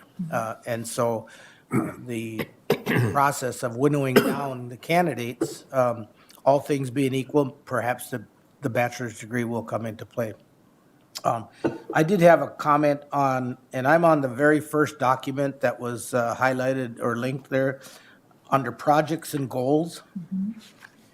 1, 2, 3, 4, the fourth bullet point down. There's a comment there about actively promote Candyweight County as an agriculture regional center rich in industry with water. So it's painfully aware to me, living in the northern part of the county, that while agriculture is clearly and always will be the most important industry in the county, the second most important industry in the county is tourism. And for those of us in northern Candyweight County, it is the most important part of. So I think just mentioning the lakes and rivers in passing is could be enhanced a little bit with recognizing it as an industry. Good comment. An important industry. Maybe give it a separate bullet point. I'll let Liza Okay. wordsmith it. All right. I'll go last, and I'm just kind of thinking along the same lines everybody else is, in reference to your cover letter, saying that it may be tough, nowadays that people are either not moving around or moving around too fast, and we're at add on that. My feeling is our salary range, though, is pretty adequate, and it's not really stopping somebody probably still from applying with the idea that could still be negotiable, and there's other aspects of negotiation that's going to be taking place besides just salary when it comes down to it. So am I correct in those areas? So I simply noted in the narrative that the job market today is not the same as what it was 2 years ago. Obviously, a lot of things have been going on over the last couple of years. The Great Resignation, as I misspelled in the memo, we're seeing a lot of turnover, exhaustion. We, as the public sector, are competing against the private sector. The private sector is competing against itself in salaries and benefits and flexibility. So I wanted to just simply note that yes, your current salary range as proposed is comparable with your other counties that are similar in population as well as region.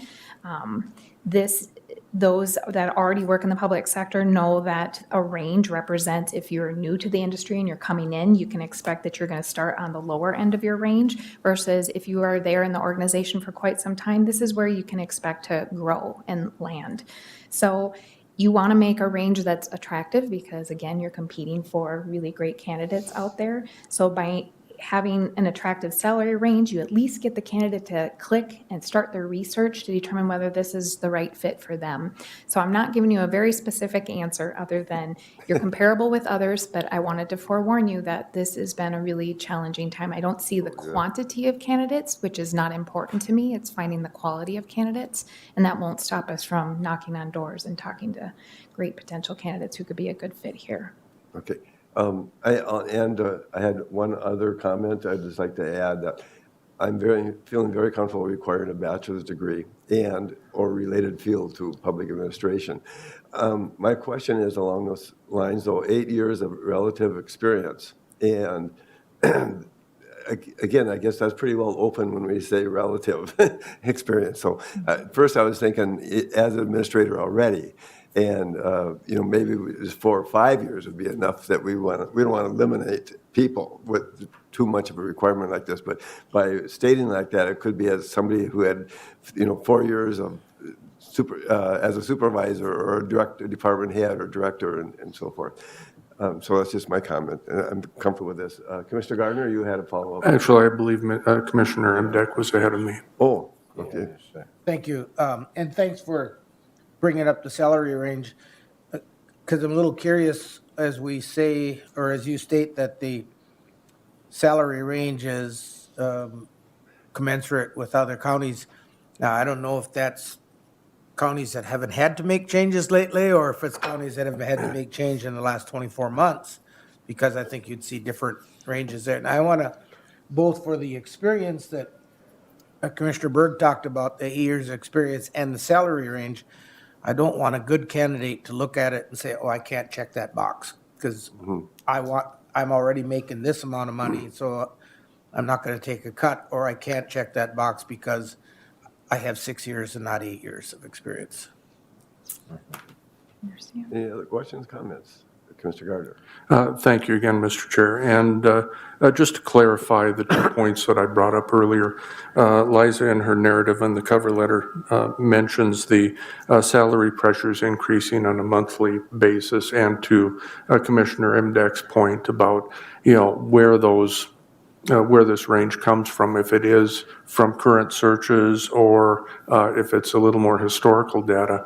We're seeing a lot of pressures across the entire market. That's why I'm wondering if we don't want to, move this up just a little bit on that high end. The other item, just to clarify, I'm not asking for the phrase master's degree preferred. I just simply want a clarification that a master's degree with is in there, because if we have residents coming to us saying, why aren't you asking for an advanced degree specifically?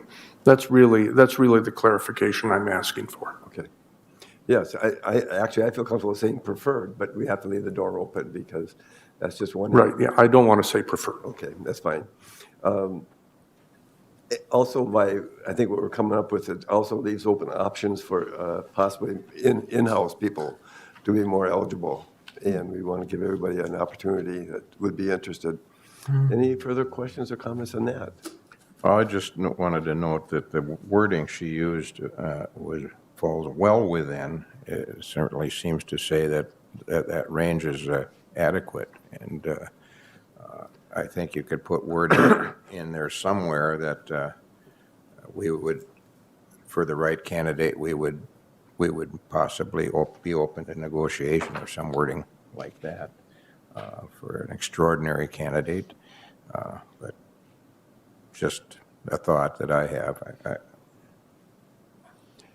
Would that be one thing, too, that you would have a chance to address before we would, that a candidate was applying? I mean, do they ever contact you saying, hey, I really got all this experience, I'm feeling it should be another, are they being flexible? And that's where you can probably say they're always open to discussion about things. Yes, correct. In fact, I just had a phone call regarding another position. Is the council willing to negotiate on the salary range? Because yes, I'm coming with so many years of experience. So that is part of the feedback that I get from each of the boards that I represent, and it's nice to be able to relay that.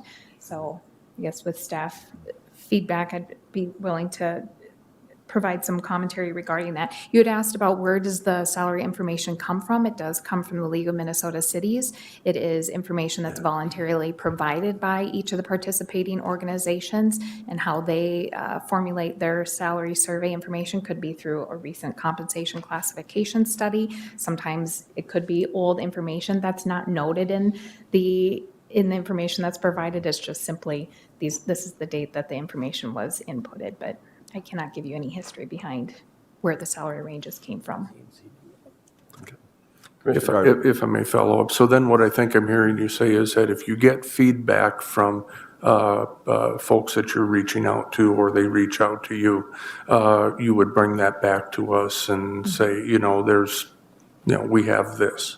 And that wouldn't necessarily exclude somebody from becoming a candidate, but it would be part of the further discussion as we get down the road.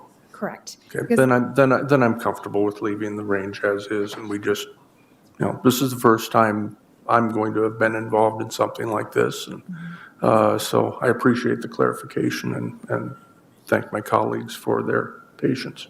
The minimum qualifications, frankly, says it, if you read the whole thing, talks about education, it talks about the 8 years of related experience, but it does also say, or an equivalent combination of education and experience. Yeah. So I think that covers that. You could just leave the 8 off of there, perhaps. And, Just a comment. no, I think I'd leave that just exactly the way it is, because it does make an exception. If you have 5 years of experience, but you've got good education, we want to talk to you. Commissioner Anderson, please proceed. Yeah, I just wanted to make a comment. It's kind of going off what they were talking about, but the brochure here, or whatever you want to call it, that you put together is very nice and very well put together. I just wanted to thank you for that. Thank you. Any other input from anybody? Connie, Larry, do you want to add anything at all for the commissioners? I think that, I think one of the things that we need to keep in mind too with the salary structure is that it is an adopted salary structure within the county. Okay. And so this is our range of where we're at right now. We don't go outside of that salary structure on any of our other candidates. We have a minimum and a maximum. There's a cost of living adjustment that's applied to that salary structure. We are looking at doing a market survey next year to look at the marketability of that salary structure, which, now will be 5 years old by that time. So there is some room for change, no doubt, but we do want to, a caution to maintain the integrity of the salary structure. All right. Thank you. Mr. Klein. Mr. Kleindall. Well, I would apply for the job. Yeah. I was going to make that comment. well, We might have a former the- administrator. The thing is that, this is just a blueprint. Sure.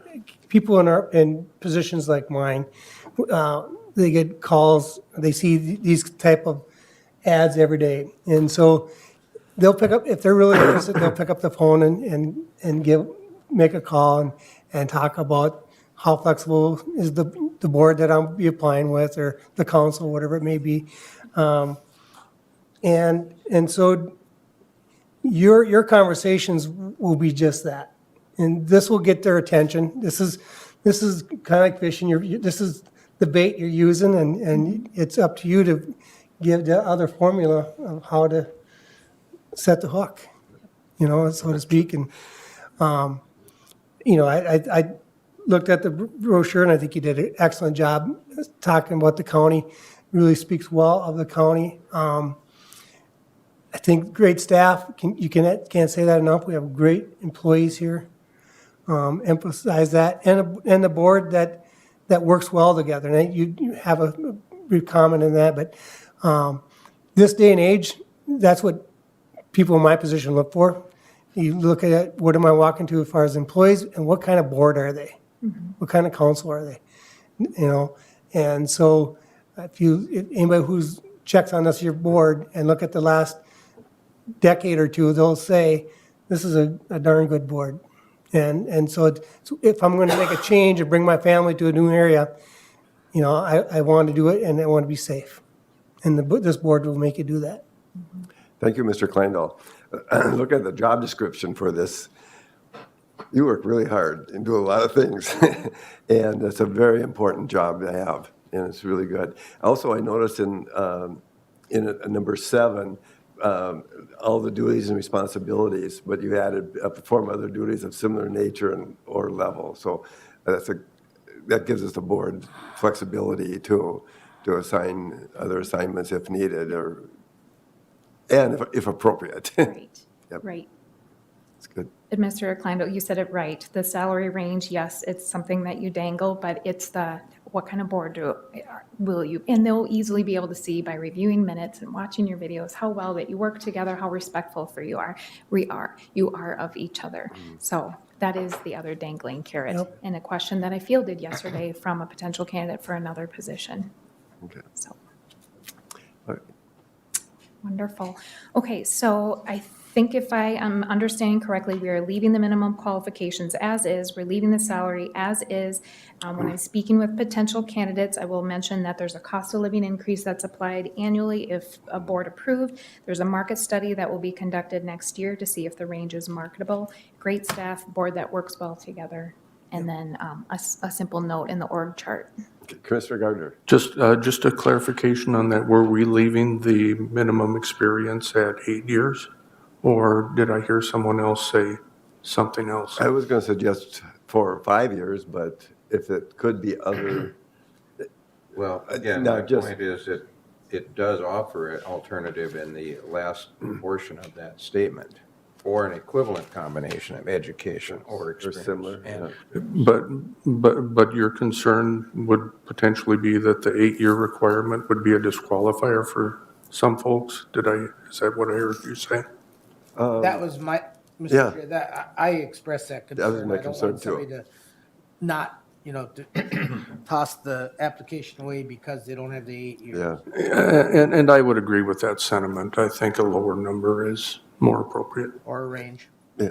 I'm not no expert on this. Mr. Kleindall would probably, Connie would be able to comment on this as well. But I think, just like a county commissioner, it takes really almost 4 years to feel comfortable with what you're doing. And I would think with an administrator position, it takes 4 years to kind of be somewhat comfortable. It's always an ongoing learning process, and that's why I'm thinking maybe 4 years or 5 would be more appropriate. Mr. Kleindall. Mr. Chair, as it stated in here, though, or equivalent combination of education experience. So you're going to have a 4-year degree, minimum. So that's 4 years, and then 4 years of experience. And I don't think you'd want to take someone who doesn't have any other experience. So because you say education and experience, if you got a 4-year degree. Okay. But I mean, I don't want to, you can dissect this as way you want, but I think they gave you an out by having that. But if you could say less, but again, a bachelor's degree most likely is going to be a 3 or 4 year process. I agree with the sentiment that 8 years might scare people away, but that second part disqualifies that 8 years. It says or. And so you have the option, say, well, I have only 5 years of experience, but I'm a graduate of blah, blah, blah. Commissioner Gardner, or Connie, you want to proceed, please? Yes, help us. I'm sorry. Maybe there's a little clarification, and Liza, please correct me if I'm wrong. But, you know, it does say related experience. We're not saying this has to be county administrator experience. Right. Or it doesn't have to be county experience. It's related experience. So if you look at a candidate that would have possibly 5 years of supervisory experience, being a director of another corporation or, you know, a company or something like that, even if it wasn't public entity, you know, it would still be applicable because, you know, they are running an entity. They are being the director of an entity. That could be related experience as well. So I think we're getting hung up a little bit on the 8 years of related experience to be just county experience or just administrator experience. I don't know, Liza, does that kind of sum that up a little bit? Hell, by My- that my only definition, question- I qualify. Yeah, yes, and that's kind of my question too, is that we perceive that now, what you're explaining, but will an applicant perceive it the same way? You know, like, oh, I have to have 8 years experience, and they're really looking for somebody who's got 8 years in. Having the general term of related experience, it could be working as a department That would director. be, okay. Yep, or it could be working for a nonprofit or a hospital administrator or a district Gardner. administrator. Thank you, Mr. Chair. And I apologize. I tend to read this as the bachelor's degree is one thing and then the additional experience is another. And I agree with you that that experience can come from just about anywhere. So I just wasn't reading it as the bachelor's degree counts towards that. And I'm not sure that an applicant necessarily would. Just a completely off the wall, Commissioner, you've done this before. That kind of wording hasn't deterred anybody from. Correct. Yeah, I think it's covered in that statement. All right, But anyway. good point. Proceed. All right, wonderful. I will keep as is.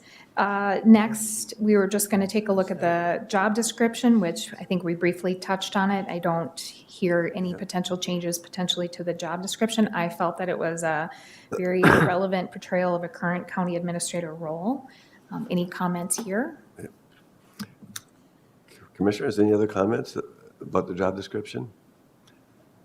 It looked very thorough, very thorough. Staff did a great job. Yeah.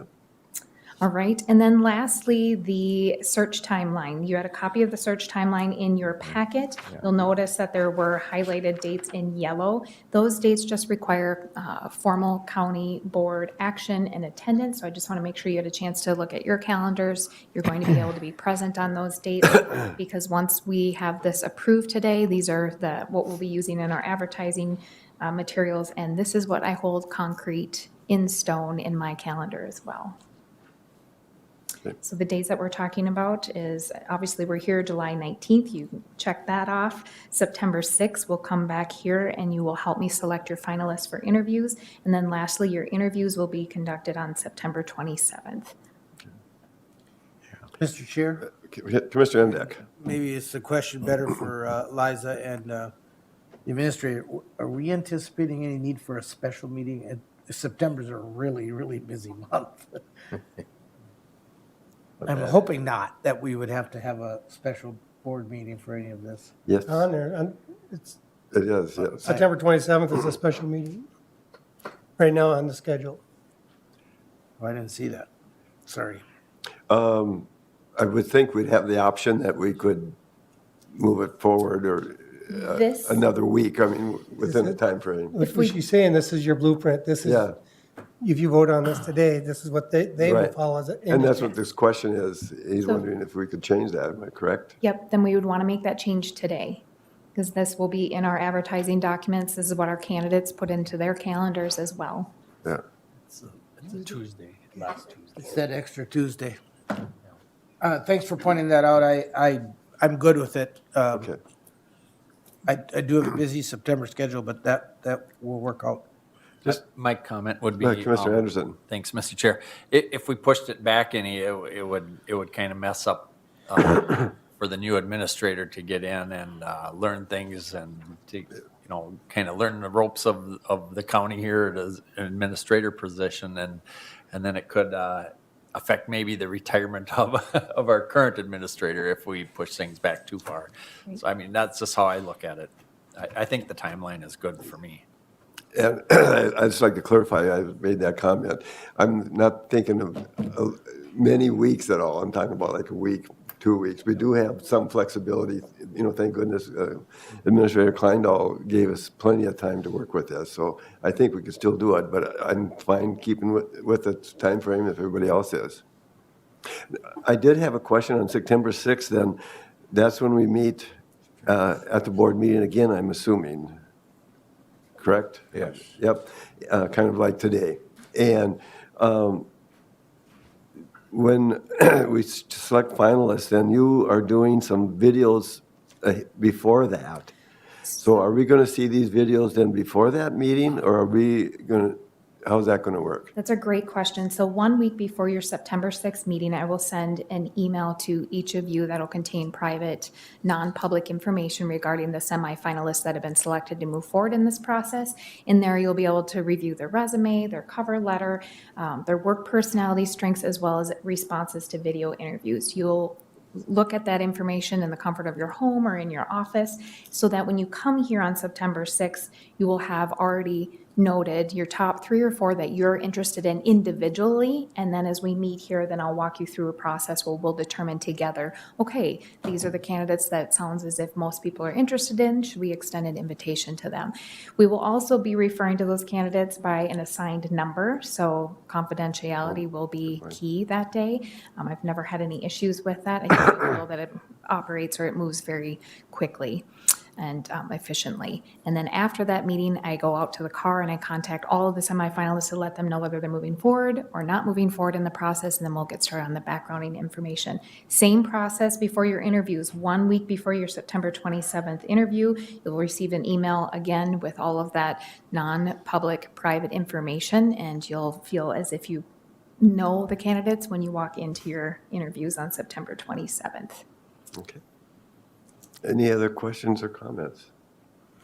And with the videos, either prior to that or some of the videos, if the candidate is not a fit, you screen those out, correct? So the posting period is from July 20th through August 17th. On August 18th, I will screen the candidates who I feel touch on some of those desired attributes that you've shared with me, who have maybe had experience on some of those projects that you've got coming down the pipeline. I will only forward semifinalists who I think could be potentially a good fit.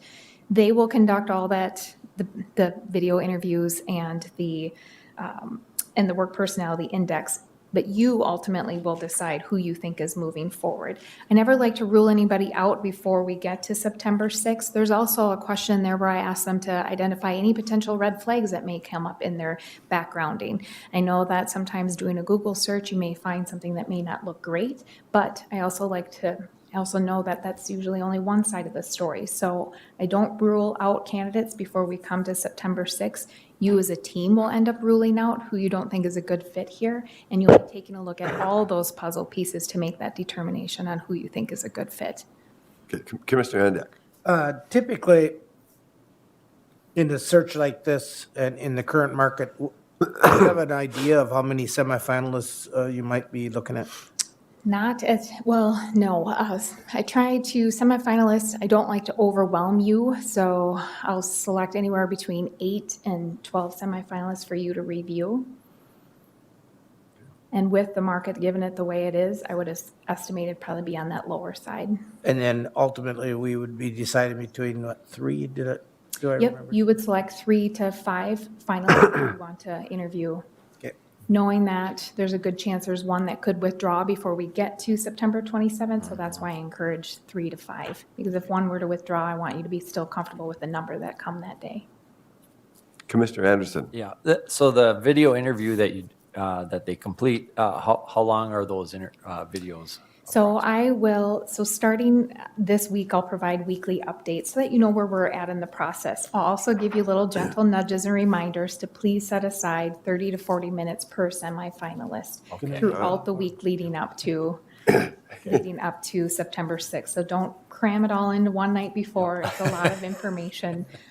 But I know that you're going to find it to be exceptional, great information. I'm glad you mentioned that because since I worked before with a similar system with you, that I'm glad I started early. All of a sudden you think you could kind of fast forward through it. You can't. You got to watch everyone, and it does take time. So that's going to take some of the board time. Commissioner Gardner. Thank you, Mr. Chair. Given all this, I would move on the amended information as presented and authorize Liza to move forward. Okay. One question, you think that encompasses everything you need at this point? Correct. Yes, Okay. it is. Okay, we got a motion. Is there a second? I'll second. A second by Commissioner Nissen. Any further questions or comments or discussion? This is very, very helpful and very productive. Wonderful. It helps to clarify Thank you very things. much. And nicely done. So, no more comments from the commissioners. I'll call for the vote. All in favor, say aye. Aye. Opposed, same sign. Pass unanimously. Administrator Kleindahl. So just to help you with your schedules, I would block those board days off and don't schedule anything else because Let's go over those 4 days, please. I did the 27th. I'll let We got our regular Liza- board meetings on the 6th and 20th. So September 6th is when you will be here to select your Yep. finalists. That week up to there, can you please leave time to review the semifinalist information? And then September 27th is the date for interviews. Again, please leave time the week prior to reviewing information on your finalists before appearing before your candidates on the 27th. So other than our regular board meetings and that special meeting, it's really 3 we need to put on the calendar. So my recommend that question- week before. Like I said, I know how hard it is to get just 2 of you together for a meeting. And so I'm just trying to tell you, you really need to block time off right now, and you may end up missing other meetings. I don't want to tell you what to do, but I'm just saying that when you get this information, she's counting on you to look it over and be prepared, so always it'll slow the whole process down. Perhaps I'm not understanding when you say you may miss another meeting for this. Are you talking about the, You may, how should I say this correctly? You probably want to make this as a priority, and if there's another meeting scheduled, and it's just, and a meeting's going long on the 6th or the 27th. Oh, okay. You may end up missing that meeting because your discussion is in detail. I thought you were talking about another meeting or, No. all right, thank you.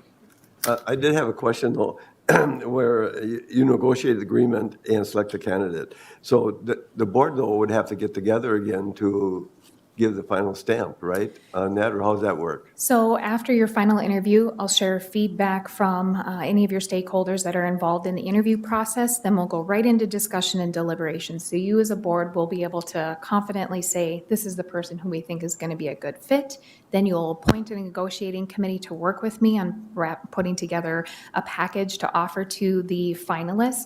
I will be the middle person. I'll go between you and staff and negotiating committee to work towards an agreement. Those terms will be inserted into an employment agreement. And then, yes, at a future board meeting, that employment agreement would be At the formally next approved. regular board meeting, which would be the following week. Gotcha. Thank you. Let's vote. Okay, we have a motion and a second, and I'll call for the question. All in favor, say aye. Aye. Opposed, same sign. Pass unanimously. Thank Thank you. Hopefully, this wasn't too much of a struggle for you. 6th and the 27th. I'm sure you see And the week different county before. boards. and Please don't how they take all those operate. questions as a sign of a micromanaging board, just, you know. No.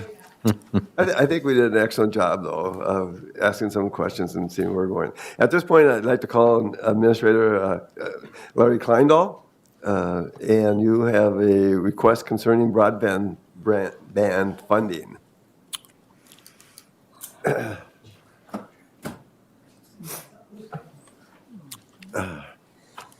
Thank you, Mr. Chair. I'm here on behalf of the Broadband Committee. Get Sarah Swedberg here as well. We're requesting up to $300,000 of ARPA funds for the broadband line extension grant. This would be to help us, help residents or businesses that fall outside a boundary of a provider that we're going to probably do a project on. So I'll use myself as an example. So say I'm living in a quadrant of the county, and we got a provider that's coming in, and Raleigh is living a half mile down the road, but he's just outside the limit. And there's no way to get the broadband to him because the provider doesn't go there. This grant would help us and that person, Raleigh, get the broadband, because we could hook it from my place and then, and get it to his property. The broadband committee then is kind of working on it. These $300,000 are dollars that you already are allocating from ARPA. The 75%, up to 75% of ARPA dollars for broadband. These are the same funds, and so this is not in addition to that. But what it does is it gives the broadband committee another tool to make sure that someone doesn't get left out and not get broadband. What we're afraid of is that if we get services in an area and someone just lives right outside that, they will never get broadband. No one's ever going to come back to give it to them. And it might be cost prohibitive for that business or that individual to get broadband. And so what we're trying to do is cover all of our bases. We don't know what's going to come up. In the last week, we've had providers coming out of the woodwork. All of a sudden, they want to be involved in the border-to-border stuff. And so at the next meeting, we may be asking for recommendations to give that, or it may come from the broadband committee. But for now, what I'm asking is from the board is permission that we set aside $300,000 for this broadband line extension grant for the broadband committee. I'll make that motion. A motion by Commissioner Nissen. Is there a second? I'll second that. By Commissioner Anderson. Any further comments or discussion? Hearing none, I'll call for the vote. All in favor, say aye. Aye. Opposed, same sign. Passed unanimously. That's really actually good news, I think. Hearing things are starting to pick up again. It is. It puts a lot of pressure on the broadband committee, though, because all of a sudden, areas that been working on for the last 3 years, the covering, all of a sudden we got a provider saying, oh, we're interested in that area now. Yeah. And so we don't want to be competing against ourselves, because there'll be a lot of counties that are going to apply for the border grant. And so we're trying to find ways that we want to get as much coverage as possible, but we don't want to have the Department of Deed looking at, and Candyweight County's got 5 applications, and how do you prioritize which area is going to get them? Because they're not going to give the whole pot to Candyweight County. I wish they would, but they're not. Oh, they will, won't they? Yeah. Is there anything else you want to add? Commissioners, I might just add. Would you please state your name and who you represent? Yes, Sarah Swedberg, I'm the Business Development Manager at the EDC. Thank you. The state, if you look closely at the legislation that the state passed this year, you'll see a similar type of program mentioned in legislation. This program is not meant to compete with those state dollars available, but we know that these type of projects will likely exceed the state funds that are available to help with these small line extension projects. And so we felt that we know of enough in the county that we felt like it was a program we needed to create, so. Okay. Any questions or comments of Sarah? Okay. Well, one question I did have, I'm trying to recall my memory that I read something in the paper that the feds came up with some additional dollars too. 68.1 million. Is that something, it sounded like a lot, but when you start breaking it down, is that something too that would? There's work in? some redundancy happening in the news, and so it's hard to keep track of. So I'm glad Yeah. you asked for this clarification. That 68 million is from the capital project funds. So these are the funds we've been waiting for 18 months now to be released to the state. That's funding the current border-to-border grant round that's open. There are additional capital project funds that the state is still eligible for that the state has applied for. So you'll likely see another 110 million or so that's still supposed to be awarded to the state. And again, our state legislators this year, I think the one positive thing out of not just the state general fund dollars that were allocated to border, but they did some forward thinking, and some of the IIJA dollars, as well as those capital project funds from their ARPA dollars, have both kind of been allocated towards that border-to-border program. So we're set up well, and now we just wait for the state to continue to roll out a couple more programs that we're anticipating. Okay, thank you. Thank you for the update. Yes.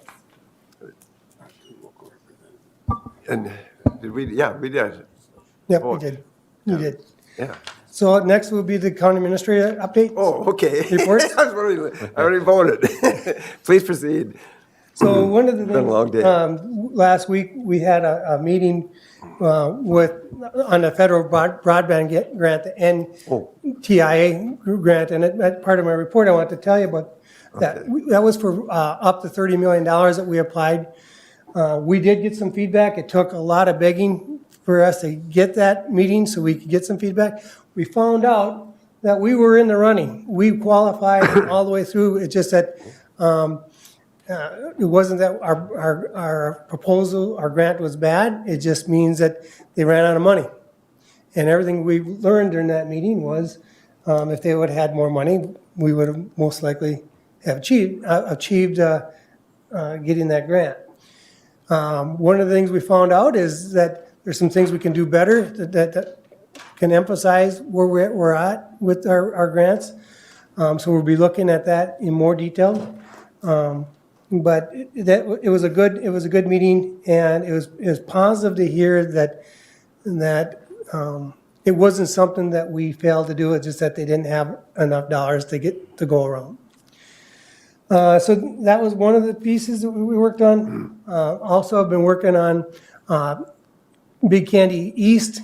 We're still working on the bathhouse. As you know, we got a Minnesota DNR grant to build a bathhouse and a couple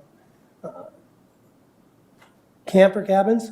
And we're running into some issues regarding whether or not we can build on there. As Commissioner Anderson said last week, or last board meeting in his report, we're going to end up asking for an extension on that.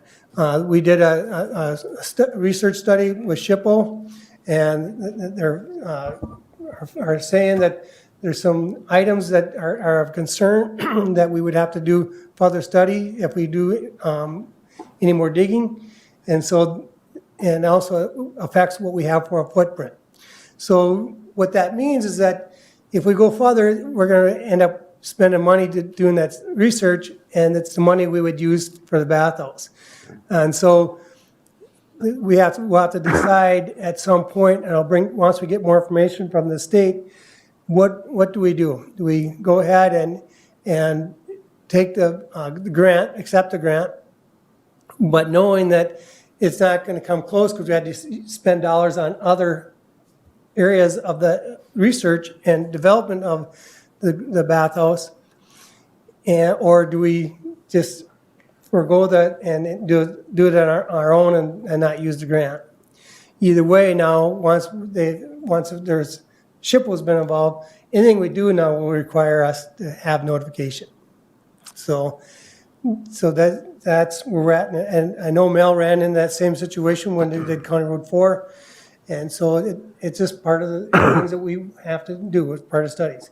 Working on the budgets, hope that tentatively I'd like to bring the board next board meeting a date to get together. I'm looking at, I'll probably be bringing August 17th, but I'll confirm that at our next board meeting, but that's a Wednesday.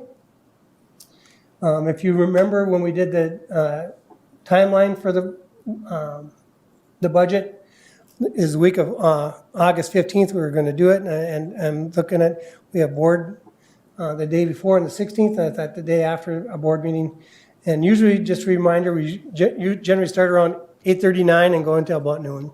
And I'll have selected department heads come and give a report where things are at in their area.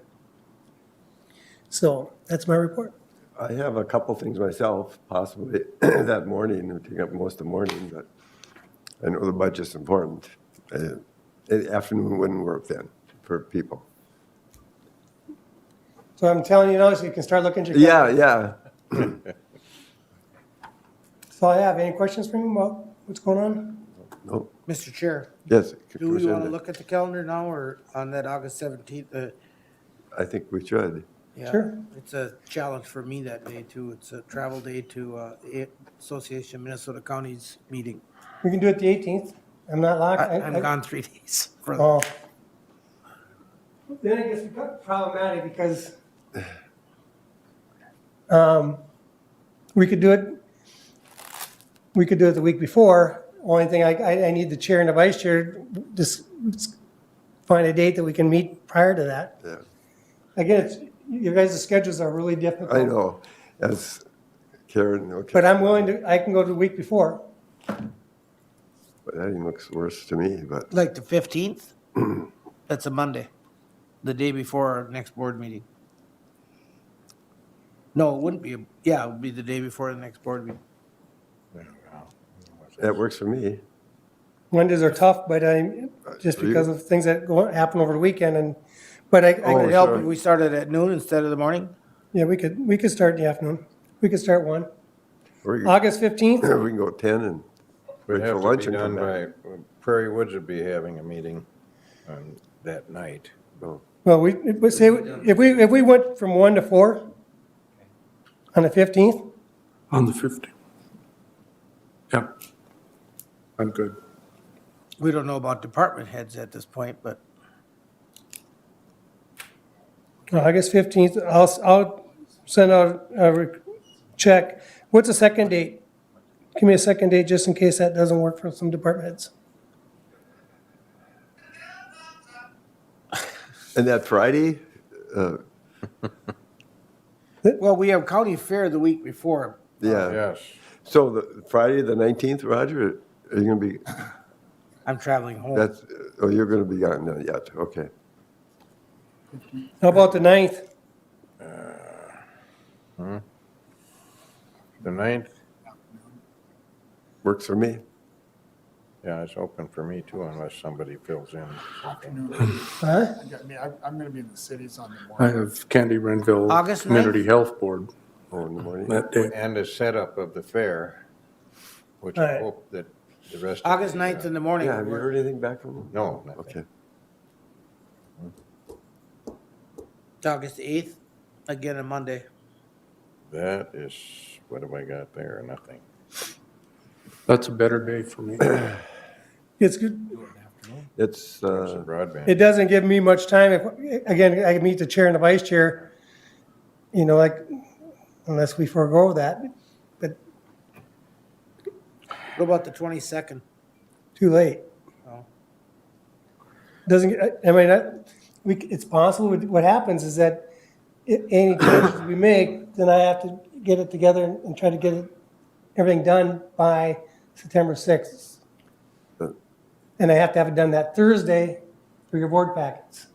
yeah, Mr. Kleindall, the board meeting on the 16th, that'd be really a big day for you to do the budget that afternoon then. Well, we can't because Candy Renville Health Board meets in the afternoon. Oh, 2 of our commissioners would be at that. December health board. 16th is a board meeting. that's right, you said that. 15th we were talking about. Yep. So the 15th, I have from 1 to 4, and I was just going to find a second date, and it seems like we're having a hard time doing that. Is the 11th an option? Huh? Is the 11th an option? That's county fair. Oh, that's right. How about the 19th? Well, yeah, it's a week you're gone, aren't you? I'm traveling home. Right, Huh? that, Traveling home. You know, if we did the 17th, starting at 8 o'clock in the morning, I don't know what time my board meeting starts at afternoon, but put it as the second. Maybe I can do that first and then still travel. I gotta go to DL. Ooh, that's a haul. well, we could start at 8. I don't have to drive bus until September. So that's. no And if problem. I leave a few minutes early, maybe it's not the end of the. August Let's do that as the second. Second date will be the 17th. 17th from 8 a.m. to, That's often the day that two of the commissioners do open mic. I mean, we can change that, there's no doubt, we can do that. This is a priority, but just, I want to point that out. I will try really hard to get the Prairie 15th. Lakes Youth Program. Huh? Works for me. But the 15th doesn't work for you? The 15th and the 17th. Oh, both okay. work for me. So we'll find a date. I'll try to get the I'll 15th. make that work too, the 17th, All right, as a second. I prefer the 15th. okay. All right, moving on. Any other calendar or appointments from anybody? If Well, not, I will cover this in my Candyweight County Historical Society, but this is, maybe Larry can put this on the bulletin board somewhere. It's the 125th anniversary of the Candyweight County Historical Society. We're going to be at the fairgrounds at our building there, which is the log cabin.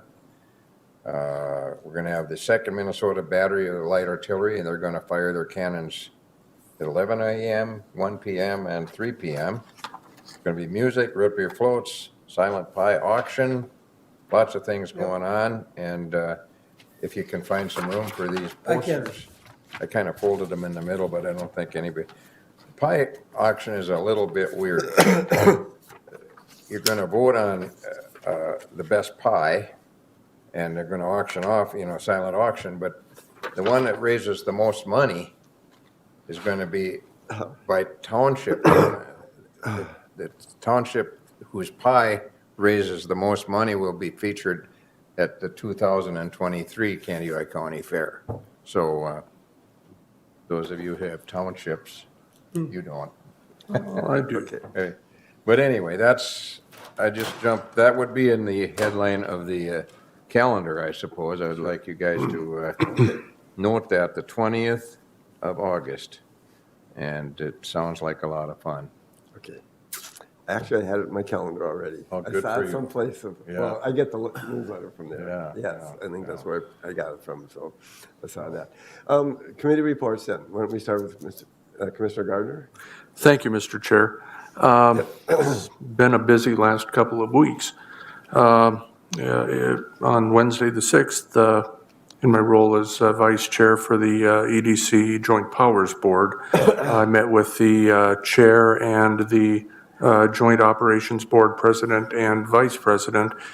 We reviewed the results from the annual survey of the members of those two boards regarding the performance review for the EDC Executive Director.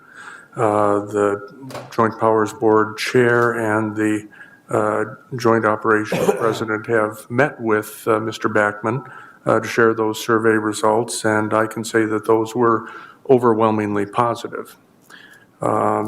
Friday the 8th, I sat in on the Central Minnesota Jobs and Training Services Workforce Development Board meeting. Monday the 11th was a Vision 2040 Housing Subcommittee meeting. The subcommittee had previously authorized an RFP for a housing study through the HRA, but we'd received very little interest as most of the companies that provide those types of services were already busy with other studies for other local units of government. The EDC Executive Director reached out to a company he is familiar with, and that company provided a proposal for a housing study. We received that on Monday, but that would have been only for the city of Wilmer, with options for adding Spicer and New London for an additional fee. The subcommittee and myself were not at all in favor of a study proposal that left out, that didn't include all of Candy, Ojai County. And we were not willing to leave our neighbors behind on that. We provided that feedback to Director Backman. And I was told late last week that since then, the company has agreed to include the entire county in the study. And that work to find the dollars for that study now is underway. And I believe we hope to be able to bring that forward, fully forward in the near future. Tuesday the 12th, I participated in the intergovernmental planning meeting with our counterparts at the City of Willmar and the Willmar School District. Wednesday the 13th, the scheduled HRA board meeting was canceled due to a lack of a quorum. I believe that may be rescheduled as a special meeting. Thursday the 14th, it wasn't an official meeting per se, but John Gilbertson from our assessor's office came out for a site visit at our home for the purposes of determining valuation, seeing if we'd made any improvements or anything like that. And of course, that's something that all residents they get a card about once every 5 years. And we were happy to have John over. It was a pleasant and professional visit. Also on the same day, we had another meeting of the mayor's housing task force for the city of Willmar. And there was some very preliminary discussion toward the end of the meeting on just how we might move forward with some possible programming through the city and county HRA. Organizational capacity is a pretty important topic that needs to be fleshed out before more specific details can be added in that, and so that work continues. Yesterday, I met with Joint Powers Board, EDC Joint Powers Board Chair Osmus. She will not be in attendance at our Joint Powers meeting next week, and as Vice Chair, I'll be chairing that meeting. And so just a heads up to Commissioners Berg and Nissen, we may have some agenda items where we'll ultimately want to have all of our Joint Powers Board members weigh in on, and so we may want to defer action to a special meeting. We'll see where that takes us. And finally, I can announce that I've been invited onto a joint leadership team under the Minnesota Department of Health umbrella that includes membership from Minnesota Department of Health, SHAC, which is the State Community Health Services Advisory Committee, which represents each of our local health boards, and the such as the Candy, Ojai, and Renville Public Health Board, and LPHA, which is the local public health association. Their members are local public health managers and supervisors. The joint leadership team is tasked with working together to, and I'll use the quote here, transform the state's public health system, determining what it looks like when a system is equitable and has adequate resources. Essentially a 21st century reimagining of the public health system.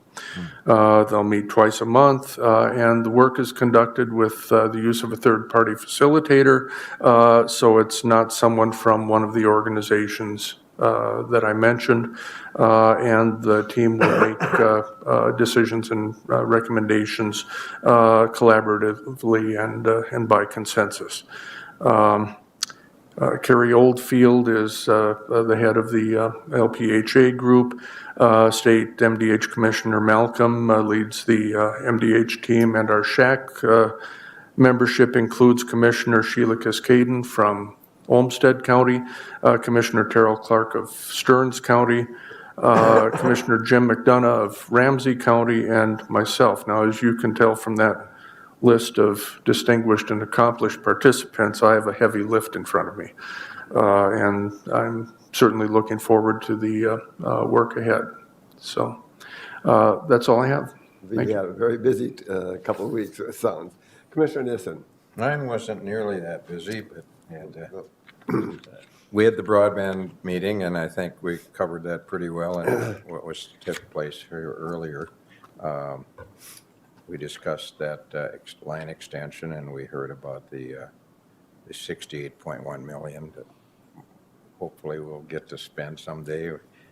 Frustrated as I am with the fact that we lost the entire year construction-wise, but that is what it is.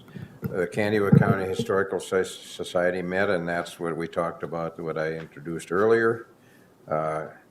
We had a really interesting tour, a Chippewa River watershed project.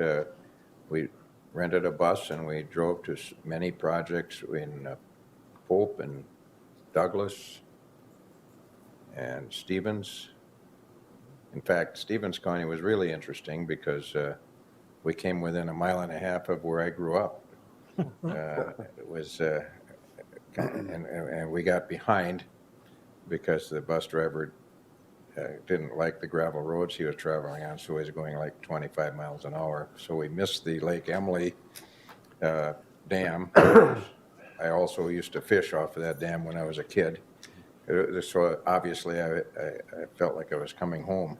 And we went to Benson and ate at the Ambush Park, and then we continued on to a site to where the Shakopee Creek enters the Chippewa River south of Benson. And then we went up through Swift Falls. Didn't stop there, but we stopped at a project. We drove by several projects. A rain garden in Swift Falls. We just drove by it and that kind of thing. And they had a pamphlet that explained everything that they did to take care of some. They had some water problems right next to a home, and the rain garden took care of collecting that and getting it away. Then we traveled north to south of Lake Minnewaska, and we looked at another project there. It was quite a ways off the road, so they gave us a ride on a hay rack. Basically, we had a hay ride out to that location, and that was interesting. And then that kind of was it, but it was took a long day. And Margaret was there. She's now the head of the the Soil and Water people. And so was Ryan Peterson. They didn't come to Candyweight County, so I was a little disappointed at that, because we feel we have, especially in the northern part of the county, some real issues that need to be dealt with. And the problem we have is as far as acres are concerned, we have not nearly as many as Pope and Swift. And so we're going to have to lobby pretty hard. I won't be there to lobby, but whoever takes my place will be good, because we got to fix it. We can't. 4 of the 8 lakes that are newly designated as impaired are in Candyweight County, and that's not good. So, Prairie Woods Environmental Learning Center met last night, and we discussed that trail, and I guess there's some jockeying that has to be done. I don't know if were you involved, or did Val inform you? That's kind of the main topic we talked about, is how we're gonna. It appears that the dock that their property line is 25 feet to the other direction. They're on our property with a dock that's permanent. So that could be an angst. And we can't give them much more than 10 feet. So we're going to own a dock where they're going to have to move it. Or the YES director, which is a part of our major programming out there, resigned. So we're going to have to find a new YES director. And then Sunday, or was it Saturday? Sunday, Lake Andrew Township had their 150th anniversary. So I went out there and took that in. It was an interesting thing. They had a lot of artifacts from the old days. They had a group of pictures that nobody knew who they were, so they wanted the people who attended to maybe help them out. I didn't know anybody up there, but that's what I have been working on. Thank you. It's very interesting being a commissioner of all these different boards and committees we get on. They're just all unique and very Yeah, interesting. yeah. It's great. Commissioner Anderson, please proceed. Mine's going to be very brief because I kept thinking I was missing meetings, but I kept checking my schedule and I didn't. But I didn't have any meetings. What had happened the 2 weeks prior, or kinda we nice, that's kind of put a lot of meetings on then because people wanted to take vacations or whatever. So I didn't have any meetings. Okay. All right, well, I had a number of routine meetings. I attended the retirement for the poultry testing lab So director, maybe- and then had a New London EDA meeting on the same day on 8/6. On 8/7, we had an internal meeting regarding planning for ribbon cutting for the Wilmer Y. Met with constituent regarding VSO on the 11th. As mentioned, also on the 11th is EDC broadband. Attended drug court on 8/13. 8/14 and 15, I was at AMC board meeting, most notably where the Twins got their butts kicked from Chicago with a 3-run homer and a grand slam against us, but we had fun anyway. But I'll spend a few minutes talking about things that happened at the AMC board meeting. You probably got an update this morning. Cybersecurity work group is being put together. I know we talked about it with our ARP dollars about cybersecurity, and perhaps we can get a template or outline from AMC on what other counties are doing and how we could perhaps make that more efficient. The former term restorative justice, was that no, not restorative justice, justice reinvented. I think they're calling it the support work. They're making a support work group now to study the formula to try to come up. So the next session we can have a formula that more fairly addresses the different corrections delivery systems. They also talked about the healthcare procurement, and I mentioned earlier about the mediation team of Matt Anderson and John Klein. And then maybe of most interest, because it's fairly recent, at NACO next week, the Minnesota caucus is going to kind of talk about, again, they're going to queue up Inagata DeVita and bring a lava lamp along, and we're going to talk about reconvene the cannabis work group to talk about all the issues that communities are now. We talked about 2 years ago at Fall Policy. We had a presentation from Colorado, or maybe that's 3 years ago already, about if a law gets passed, are we prepared for it? There's a lot of questions about that, and I think from a public works perspective, a few months ago, we talked about the legislature potentially giving counties the ability to set the speed zone on their own county roads, where we might have a different speed zone from Stearns to Renville to Candy Ojai. The same thing could happen with the cannabis regulations, where you have different regulations in every county. So hopefully we can come, the work group can come up with some suggestions on a more statewide kind of a recommendation.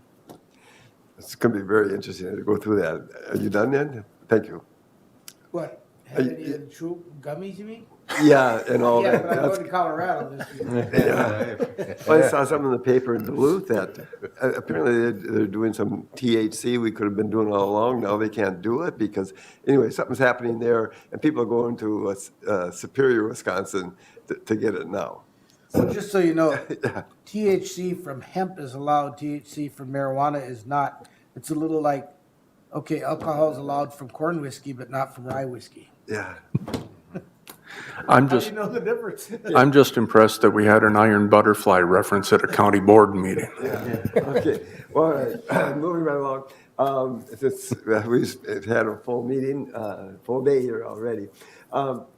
I had a Hot Creek Watershed Project meeting, a very good meeting, nothing too much to report on other than they're doing quite well. They're applying for more grants as well, and as a group. Plus, they are working very closely, and it's working out well with the Hot Creek One Watershed Plan. And you got the summary on the Hot Creek One Watershed Plan. I also was involved in the Y meeting and with Mel and Larry as well as Roger. and we had a discussion, and it had the 18 County Mental Health Consortium in Marshall, attended that, and there's a lot of changes taking place on that level, but really nothing to report on that would probably need to take any action on. Had a library meeting on the 11th, and unfortunately, at the last minute, it got canceled because something came up with the chair. We had the intergovernment agency meeting with Steve and Larry, and it was very productive. We were there quite a while. It was good to sit down with the city and the school and hear and talk about how we're going to try to deal with some of these issues together. And then the Housing Task Force meeting, which you commented on already, I think it's good that we're involved in that. I see that I'm learning a lot there, and we're going to be able to use some of that information to our advantage, I think, as a county-wide thing. So, and there's more to come the way it sounds. So that's good. And I guess that's, and I also had John come over and inspect my house for appraisals to see how things are going. And of course, as county commissioners, I'm sure I understand you were very transparent, and wherever he wanted to go, he could go and check it all out. The only thing is, I did ask him, well, long as you're there, why don't you just go across the street too? But he said that's going to be another day, I think. Yeah. No. I did not kennel the dog. It's an inside joke. There's somebody on this sitting up here is a neighbor of mine. Anything more from anybody at this point? I hereby adjourn the Candyweight County Board of Commissioners meeting.